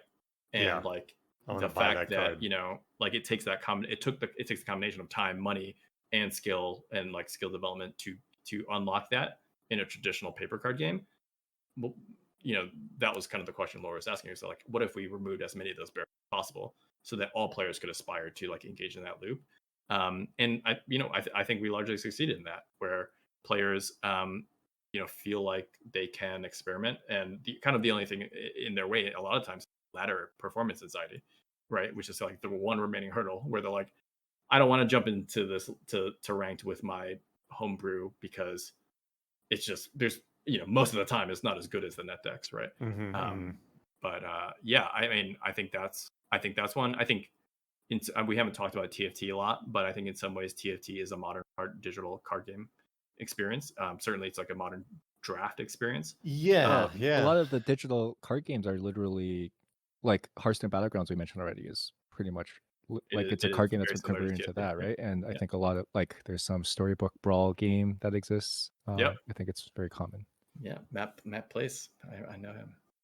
He's a designer. LSV is a designer. Yep. Yeah.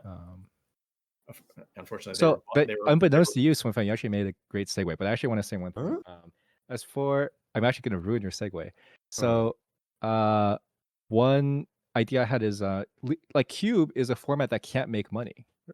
Like fundamentally, it's very difficult for a developer that centers around the idea of a play group designing their own rules and own set and own whatever, even if it's not literally a cube, like that's very difficult to make money. But I think that would be really cool. I think you could. So one of the ideas I had is like you could have a co-op asynchronous Slay the Spire, for example, right? So Slay the Spire is like the deck building game, which is like a single player roguelike experience. You get new cards and then you delete cards and stuff. I think that's a model that could convert easily into a multiplayer game where instead of all your cards that you get go into your deck, they go into some pool, and then your play group has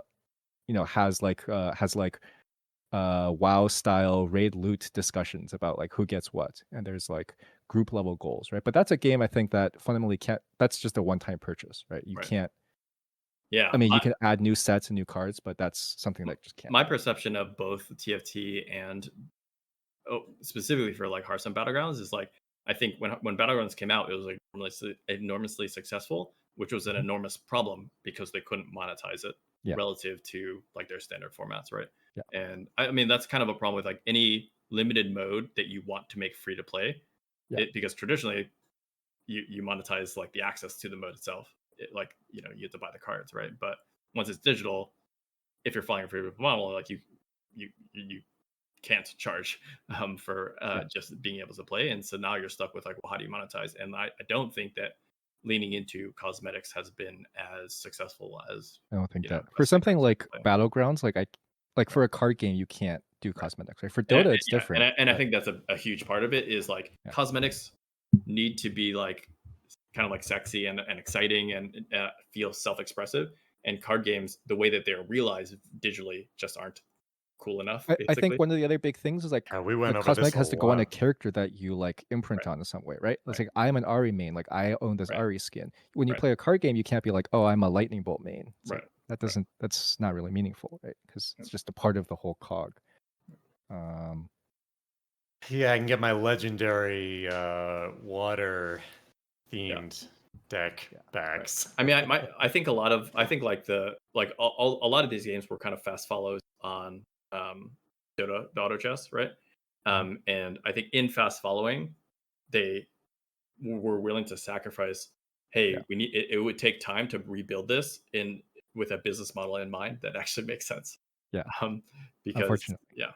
And but that's like one of the things with RNG, like you said, where once the genie is out of the bottle, you can't put it back in, right? Like once it's free to play, it's impossible to. There are certain development decisions you cannot take back. That's right. Yeah. I will say though, like I think it's okay. Like I guess I don't know the economics of the game industry, but to me, if a game makes enough money for the studio to survive and make their next game, like I think that's fine. Like I don't necessarily think that. Like depends who's funding you. Huh? Depends who's providing the funds for your. Well, like if you make enough sales, right? Like if TFT doesn't make a lot of money, but it gets enough sales that the team continues to exist and does what they do, and they can work on the next project. Like I think that's. I don't think that's should be considered a loss, right? Because you're not making as much. I mean, unfortunately, that's not. TFT is enormously successful. I think. Yeah. I think pragmatically, companies that have multiple games will often look at will often develop some kind of baseline of opportunity cost around. Hey, we should be investing in projects that raise our floor or our baseline for expected revenue because we're in a capitalist society that needs to continue to go up and to the right. Here we go. Yeah. Must grow. I think based on my understanding, obviously TFT is successful, but if you're does it make as much money as League of Legends? The answer is no, right? And that I think that's one of the challenge. That was one of the challenges with all of when we were thinking about Riot's sophomore game. I think there was a lot of, at least for my project, I certainly felt it there's a lot of question marks around okay, everyone intellectually understands it's not going to be as successful as League of Legends, but viscerally and emotionally, you're man, we didn't get close, we lost, right? Or we failed, Huh. Was that was the feeling at the company? That was my feeling. Oh, that was your. Oh, okay. I see. It's just it's just one of the things where you see the number, it just feels bad, right? Because it's way smaller than the other number, and it just no matter what you understand, there's a visceral component. Yeah. Okay, I'm actually going to take your segue now. So one of the things I don't even remember the segue at this point. Well, here we go. So we mentioned that one of the things that's really lacking, and I felt this really strongly in Hearthstone, because I didn't have a lot of money at the time, was that it's if one of the most fun parts about playing a card game is brewing a deck, at least for me, for some subset of people. I think it's not for everybody, right? But for some subset of people, it's a big part of it to hey, I have this idea, right? I have this cool card I want to build around. Let me fill it in. And you can't do that when the cards are monetized heavily, right? That's sort of when the point is that you're limited in what you can get. You don't have the freedom if you don't have the money to do that. And it's especially bad when, in Hearthstone, a lot of the best free-to-play rewards are locked behind performance, right? So you get more rewards, maybe not most, but you get more rewards when you reach the highest rank, right? Mm-hmm. And therefore, the incentive is for you to reach the highest rank to get more rewards. That pulls you into playing, investing your one, because mostly what happens is when you're free-to-play or low-paying, you get one deck per season, right? That you can reasonably get. Right. So you feel compelled. You're compelled to net deck. You're compelled to play a single deck and not experiment in that deck, right? And I think one of the, this is gacha games too, right? To a high degree, is you gotta roll for the S tiers, and you might have some, pet personal favorites or whatever, but it's that's. But you can only have 2 of them. Yeah, that's not for you unless you're spending thousands of dollars. Yeah. Or it's more like you can have one or two of them, right? That you can invest a lot in, Right. and but then the rest of your resources you got to keep up. Yeah, that I think one of the things that we discovered with in lore is there aren't that many brewers. Well, there aren't that many brewers who are Yeah. interested in a traditional deck building brewing experience, because one of the remaining barriers is deck building is really freaking hard, right? Yeah. And that's where I think yeah. when you start to see successful when you start to see games successfully engage more of the audience in deck building, it's games that have deck building where it's like pick your 8 cards or pick your 4 cards, right? It's not like Or like a 60 roguelike cards and where a it's mana base, but or roguelike where it's very incremental, where it's like exactly. basically part of the game loop, Mhm. yeah. That 60 Yeah, I card mean, deck is daunting. Yeah. That's why I um, copied Jesse. also people lose motivation when their brews turn out to be bad, right? Yes. When it's like they Right. turn And it's most like, brews oh are well, bad. I'm just Totally. like, Right. well, yeah, of course, right? But Right. Well, as an actual brewer, you have to sort of understand that and keep going, and that's hard, right? When it's like when you get punched in the face, you don't. Right. Most people don't want to be like, hey, I want to go back and get That's right. punched in I the mean, face. part of that is also I kind of like put at the feet of like the meta systems that these games have that discourage. Like, I mean, you said this explicitly, right? Like when there's a single ranked system that's performance based and doesn't measure on anything outside of what you're using, it discourages experimentation because somebody's figured it out already. Yeah. We had always talked about like there are that needn't be true. Like there could be other ways to celebrate and recognize achievement and expectation that needed to lean into pure outright winning. Like, I mean, even just like acknowledging players for having the highest performance with a particular like key card. Like in Legends of Runeterra, you would build your deck around champions. So we could have just done champion based ranking, right? And now all of a sudden we have we've it's all about just creating many different pools to celebrate even more players for different reasons, right? Spreads out how many winners there are. Exactly, yeah, and that's just good too, right? But those are not trivial systems to invest in. I think, for example, Brawl, the Tavern Brawl in Hearthstone did a really good job of bringing all that stuff out, right? It was super casual. It doesn't matter if you win or lost, and there was some cool rule that sort of gave you a clear direction in deck building, right? That helps people brew when they otherwise can't. Right. And that's and where social commander min magic and stuff like the reward you're looking for is not winning the game. It's like being respected by your friend group or applauded by your friend group for coming up with something cool, right? And what was that card changing the motivation changes the deck, changes like how willing players are to engage in that deck building and what they're engaging with. What was that deck in the old Bacon? There was a quirky card that did like 10 damage to yourself and your opponent. Man, I don't even remember that one. You have a better memory than me. It was like a meteor shower or something. Okay, kind of thing. But if you went under 0 or under 1 health point, whoever had the higher negative number still won. So right. If you were ahead, you can just like lay those down. Those are fun wins. But it just barely happened. So I think Regal, are we gonna get into the single player TCG experience? Yeah, right now. If you'll let me continue, we're skipping Yu-Gi-Oh. Regal, stop. Are we gonna get into the single player TCG experience? Tell me more about quirky cards in Bacon. Also, capitalism. Am I right? So I think in a multiplayer game, that's one way to do it. But I think single player, like when these multiplayer games get turned into single player experiences, that stuff can all come out in I think really good ways. So like for example, I've played a lot of they used to, I don't think they really make these anymore, unfortunately, but Yu-Gi-Oh used to make these single player RPG adventure games where like the like it's basically like a Pokemon game, except all your fights are card battles. And I think that was cool because it solved a lot of this problem of having limited cards, because now you can grind for cards instead of have you played Legends of Runeterra? No, I haven't actually. Legends of Runeterra has a single player mode that is very Slay the Spire inspired. Interesting. That I'll be interested. So I'll say that, and then I want to hear the rest of your idea, and then I'm going to ask you to play it, and then tell me how much of any of your ideas are there. I will actually play it if it has that. So the reason I didn't play lore is because it came out right as I was quitting Hearthstone. And also I looked at the cards and I was like, I don't see Life from the Loam. And then yes, we have combat. Hearthstone has a lot of Life from the Loam. We celebrate combat. Yeah. Hearthstone has a lot of Life from the Loam. It high. really. So I played Dragon Priest when I played Serious Ladder. Unfortunately, I tried to climb with Freeze Mage, but somehow that took too long. So but yeah, Hearthstone has a lot of Life from Dude, the Loam. that's totally another good point too, right? Like the fact that it is essentially what is your win rate and how long do your games take encourages a particular type of deck as well, where it's like, yeah, I'm a control player, but I'm never gonna ladder playing control. You can't. Yeah, it just takes forever. Yep. Also, you just ran to Warriors and you just have to forfeit. It's like, well, I just have a 1 out of 8 to lose instantly. I like the psychological damage that control decks do, though. Oh yeah.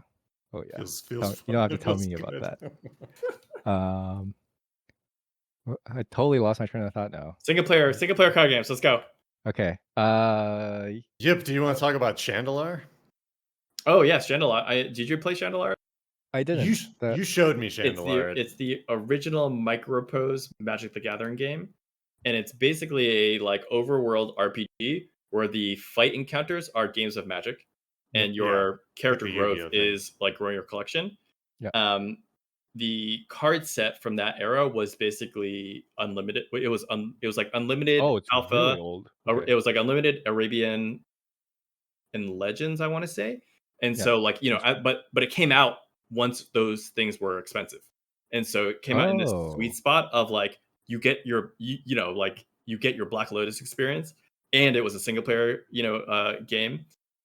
So yeah, I feel like once a decade I figure out what computers can still run it, and I go through it because I have a lot of positive. I really wish they would make this, like, I feel like it can't be that hard to make this game again. I mean, they made like some fucking random Diablo clone recently. Like, right. I really wish they would do this, but I guess aren't matches just too long for that to work, or is that not Magic? the case? In Magic? Yeah, I mean, if your random encounters are a Magic match each time. Well, you can. I mean, we did this with lore. Like HP, starting at HP is one of the easiest things to change. Oh yeah, yeah. I mean, you can change what the win condition is too, right? Like you can make the win and like no spoilers. We do on sometimes, or we did sometimes. So yeah, you can do all kinds of affixes. You can also just make the encounters less frequent, right? Like you can just put in more story or do different challenges in between fights and just. We did discover though that like if you're patterning after kind of like a role playing game or like Slay the Spire, players like part of the game wants to feel like the deck building part, like the intermediate in between matches, and if the matches take too long, players start to like lose the thread of like what they're progressing. And that's where I think one of the magic parts of Slay the Spire is the encounters are so snappy that you kind of have the deck journey in your mind the whole time, even when you're fighting, That's a good point, actually. One of the things that I think that points to is when I play the Yu-Gi-Oh games. Also, by the way, recently there's been a Shadowverse game. I don't know if you ever played this game. Yep. I hate this game. This game really doesn't have Life from the Loam. It just like it's like absolutely opposed to the very concept of. Did you play all the classes before you concluded that? Yeah, I did. Oh, okay. There was one that's pretty close. I think it's Dragons or something. Maybe? I feel like their classes, dude. But I'm surprised that you felt like Hearthstone had more Life from the game. I mean, it has like Discover and like Emperor Thorison and shit. It's just like it's full of it. Anyway, there was this Shadowverse game that came out that was really high quality. I really like it, but I didn't enjoy the combat that much, unfortunately. But I think one of the problems these games can have is that you end up just playing one deck for the whole game because of what you described, right? Because you, first of all, it takes you like go and grind for this deck that you want, which means you're already putting a lot of time. And then when you try to build a new deck, you're like, oh, I don't have all the cards, but I don't really want to go and grind for them again. So I'll come back to it later. And then it's the thing we just said where it's like, if you start playing a new deck, you have to put in some more time to like learn how it works and all the stuff. Obviously in a single player environment, that's better, but can't like the dungeons and the bosses provide like hard counters to stuff, so you have to have. Oh, I think he's saying in a multiplayer context. No, also in a single player. Oh, in a single player context too, just I think there's just a lot of factors that push you away from building more decks. Yeah. Like Because if the enemy structure doesn't support you restarting virtually, Yeah. then it's not going to be super exciting to. It's like how you don't. rebuild. Why would I want to put in new Pokemon in my team of 6 if they're all level 99? That's part of it. I think rolling a over comparable everything. example is like in Slay the Spire, if you built a new deck in the middle of your run, that would feel very Right. strange, right? Right. Yeah, There's that's like the XCOM equivalent. Taking the rookie on your score, at least in that game, there's a credible reason, which is like I don't want my best guys to die. But send in the red shirt. Yep. Oh, you are a representative shirt as well. Oh, that's what I was saying, man. Yeah. Oh, we're repping. Well, you're all repping the past. All right, what is that, Regal? What does that shirt say? This is an anime shirt. Yeah, I want more details. It's from Bochi the Rock. Okay. We posted a lot of memes in the shirt. Man, you are deep. I mean, I'm not that deep. It's actually the first anime I've watched in like 10 years. So. Okay. So you're a poser. I don't know. Dilettante. Just giving you shit. I might be a poser. Internet. I mean, when I go to Anime Expo, I feel like a poser for sure. Like I ask for merch and they're like, "Oh, it's like this character." I'm like, "Yep, I knew that." Yeah. So I think I think these single player games can be successful. I mean, it sounds like Laura has one. Yes. And I'm interested in trying it. Yeah, you should try it out. I would love to get your ideas. I mean, I was only vaguely part of the development of that feature, but I'm super proud of the team and what they built. I think you're right, 100%. And I think I think you see this with some of the Steam, card games that have come out in the vein of Slay the Spire, where it seems like there's been an explosion of deck builders, single player deck builders. Unfortunately, they're not as good as Slay the Spire almost universally. I actually don't like Slay the Spire that much, for probably the reason you can guess, but. There's not enough. I think it's good. I think it's not enough life from the loam. Yes, have to win through honest combat exclusively. Yeah. I enjoy playing these really broken deck building games that are clearly like imbalanced, where you can just do broken things. Dishonorable play. Yeah, dishonorable play. I mean, it goes back to I think there is space for it, but I think it also goes back to like one of the reasons Magic is popular is because a substantial set of its players are motivated and excited about the idea of beating another player, and so I think single player games obviously aren't going to meet that need, but they can hit a lot of the other motivations, and actually I think they can.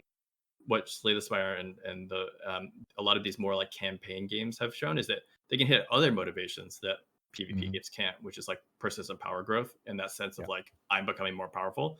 It's much easier to do in a fair feeling way in a single player experience. Or an unfair feeling way, because it doesn't matter if you're crushing the bot, right?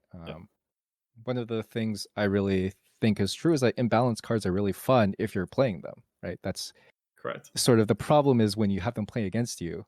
Yeah. But if you're the one playing them, they feel great. It's like the skill-based MMR problem, or not problem, but skill-based arguments. Like if you're stomping a lobby, it's great, but it's not great for the other. Single player games can juice that win rate. Give you a 65% win rate, so you always feel like you're better. The thing with Magic too is that like I feel like that would be a great gateway into playing the actual game, right? If you made an actually good single player game. I think the risk there is you can't ever make it a game that they can play forever.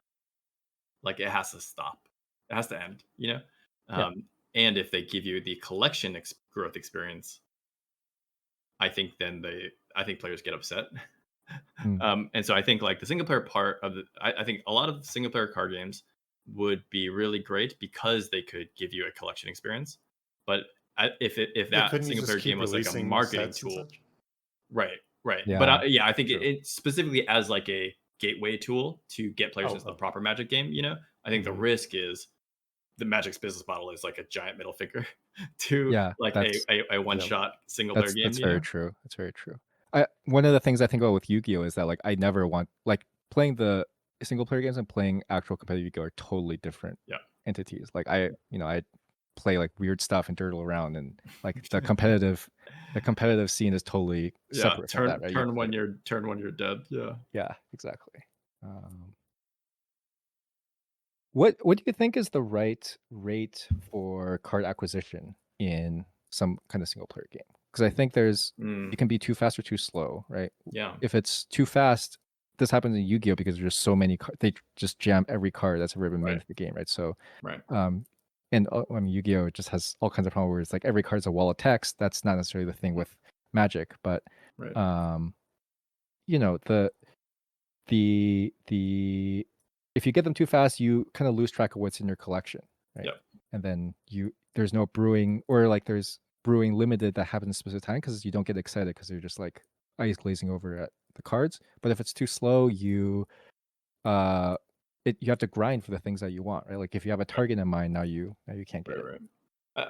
I mean, I I think alluded to this, like, you know, and we see this in like gotcha games too, right? Where they've, I think, kind of led the industry in like creating ways to encourage players to like target different parts of the collection or the card set, you know, where it's like, hey, like this week there's a sweet dungeon that is really good if you have fire and really bad if you have water.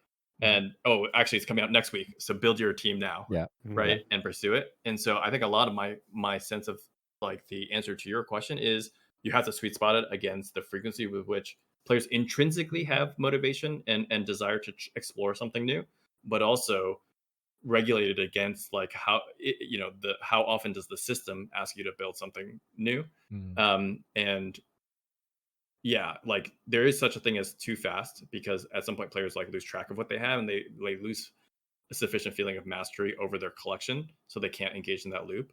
And too slow is too grindy. But yeah, in the absence of like that kind of like, oh, there's a new dungeon that's like testing this thing, like I think a lot of players probably are one deck players, and they're just like, I'm going to build the collection until this deck is optimal, and then I'm going to stop.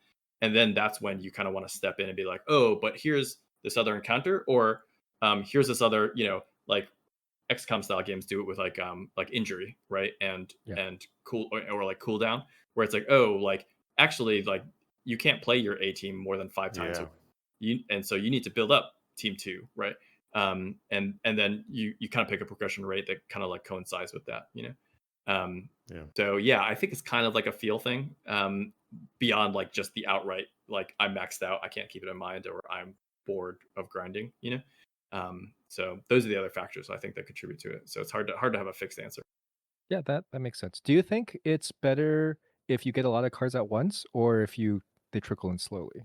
Trickle, because I think you want players having a sense of like knowledge of collection is at any given time. That's true. Yeah. It can't balloon too fast. Yeah, I think certain games do like just rain on you. If I recall, actually, Shadowverse like early game feels like very generous. Yeah, When that is successful, it's usually successful from the almost like card as confetti, you know, where it's just right. it's just like a lot of like beeps and boops to like keep you visually entertained, you know, but it's not with the intention of like you're gonna like really deeply understand what you've just unlocked, you know. That makes me wonder. I admittedly I have not looked back at Riot Games stuff since leaving, but what's the do you have cool pack opening animations in this game? In lore? Yeah. Or card unlocking? Not as cool as Hearthstone. And I think that was a deliberate thing on our part, where, you know, Hearthstone, that represents like money.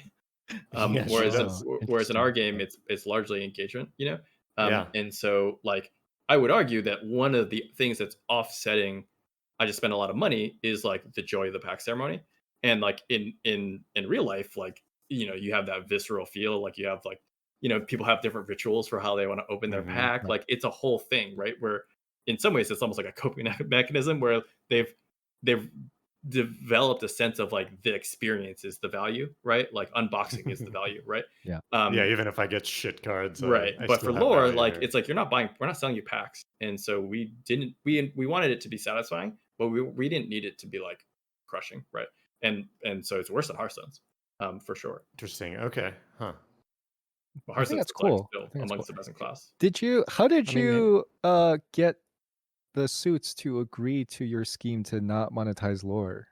So I don't want to say it was ever the goal to not monetize lore, because that's Or not true. that's not what I mean, but like Yeah, much so lower than you could have. I mean, a lot of it was kind of doing the math and demonstrating, hey, if we hit a certain level of player base and engagement and monetization on a per player basis, like we still hit our goal, right? And so the goal is, a lot of these companies, it's not like the goal is to make infinite money or the most money. The goal is to hit some revenue goals, but also to hit player trust goals, right? And brand goals of players perceiving that your brand is high quality and you're not just trying to take their money, right? Well, and you're also right, and like Blizzard is a portfolio approach, right? Like, that's true. you don't each game doesn't have to make a certain amount of money necessarily. You just want people to be happy and within your system. Right. I think modern Riot has more of the like everyone needs to pull more of their weight. Like esports was often considered like a marketing expense, where it was just like a bottomless bucket of cost, and that became not true in terms of like what their goals were. And so I think players often say like it's okay for lore to make. Riot thinks it's okay that lore doesn't make money because it's bringing players into the ecosystem, making them recognize like it's enriching like the League of Legends IP and things like that. All those things are true, but we still had revenue goals that were positive. Yeah. Or of profit course. goals that were positive. And so a lot of it was just like demonstrating the math of like, hey, if we hit this player base size, like we hit our goals, right? Yeah. And beyond that, I probably can't say more. I'm surprised you could say that much. So okay, that's very I interesting. want numbers. Hard numbers. Do you think your goals would have been different if you were a startup? Oh, totally. Yeah. Insofar as like, because Riot is a multi-game company, there's a lot of overhead to all the games that really release. That like the campus, like the Riot's got like a beautiful, expensive, presumably campus. And so I think I often joke that because now that I am in startup, I often joke that like any startup coming out with a game would kill to have the number of players that Legends has today. And the it's totally because like the size of the company is different, the costs are different, like what the definition of success is different. Do you think it would have you would have set a higher revenue goal and monetized it heavier, or you would have been still target, or would player base have been the bigger target because of that? Yeah, we would not have set a higher revenue goal. We've almost certainly set a higher per player goal. Okay, that makes sense. Because like once you can make reasonable assumptions about like how many million players you have, you just get the scale, benefits of that. Interesting. And I think that's why a lot of more like startup style games that try to run free to play with cosmetics, with pay structures that look similar to these huge games don't succeed because they just don't have the economy of scale to actually make that into a profitable business. Or they don't have the depth of catalog for people who are willing to spend tons of money to actually spend that money and keep the rest of your player base afloat. Yeah, where's the $1 million skin? That's right. I mean, cosmetics, that is a problem with cosmetics, right? Because there's a limit to how many you can buy and use. That's right. That is actually one way that we could make it rain loot rewards is if you have a card copy like progression system, like where it's not about like do I own the card or not, it's like more about what level is this card, and because then you can get into if you get players to collection complete sooner and more thinking about the levels of their cards, then you can rain copies, right? And in doing so you don't lose the sense of like I don't know what I have or don't have, because it's like it's the 20th copy of that. Of course I have it. Now it's a question of like, oh, let me see what level that is, right? And that would progress much more slowly in a copies system. Right. So that's sort of like a prestige system in some way, right? Where it's like totally a deep system. Yeah, I mean, I was gotcha inspired again, Clash of Clans or whatever. Or I also think we are almost at the hard limit here, but I do think it could be interesting to decouple it from the idea of a physical card. I don't exactly know what that looks like, but I think a lot of the problems arise from the idea that, oh, I have this card, now I own it entirely. I'm not saying that you should have like a shards of the card, but I think there's some room to explore where it's like it's not exactly one card does one thing and then you now own it or you don't. I don't know what the answer is, but okay, we should wrap up. We've been here for. No, I think we found the answer. So just go back 15 seconds again and again until you find it. So that was our collectible episode on digital card games. Take 2. Thanks everyone for listening to this scintillating episode about digital card games, and thank you very much to our guest Andrew Yip. Thanks for having me, guys. Taking 3 hours out of your busy life, your busy evening, to talk the dreaded. Anything to stay away from my family. Yeah, nice. Nice. Martha's definitely not going to listen to this. So. Yeah, she won't be our 13th subscriber. Yeah, thanks Andrew for coming on, and thanks for doing the 3 hour Thanks, that was a blast. Yeah, come back anytime. I love talking shop. Love to have you back. Right on. All right. Anything else to say, Regal? Nope. All right, folks. Enjoy your evening. Deuces. Listen to our next episode on Pokemon Go one day, for sure. One day. And for Regal, this is SwimFan saying, I'm just waiting to say bye like I normally do with no. Yeah, what's happening right now? This is so awkward. I'm stopping recording. All right, we're done. Usually does Goodbye. the intro and then I say bye and then that's it. Okay, bye everybody. Have a good night, everybody. Have a safe drive home.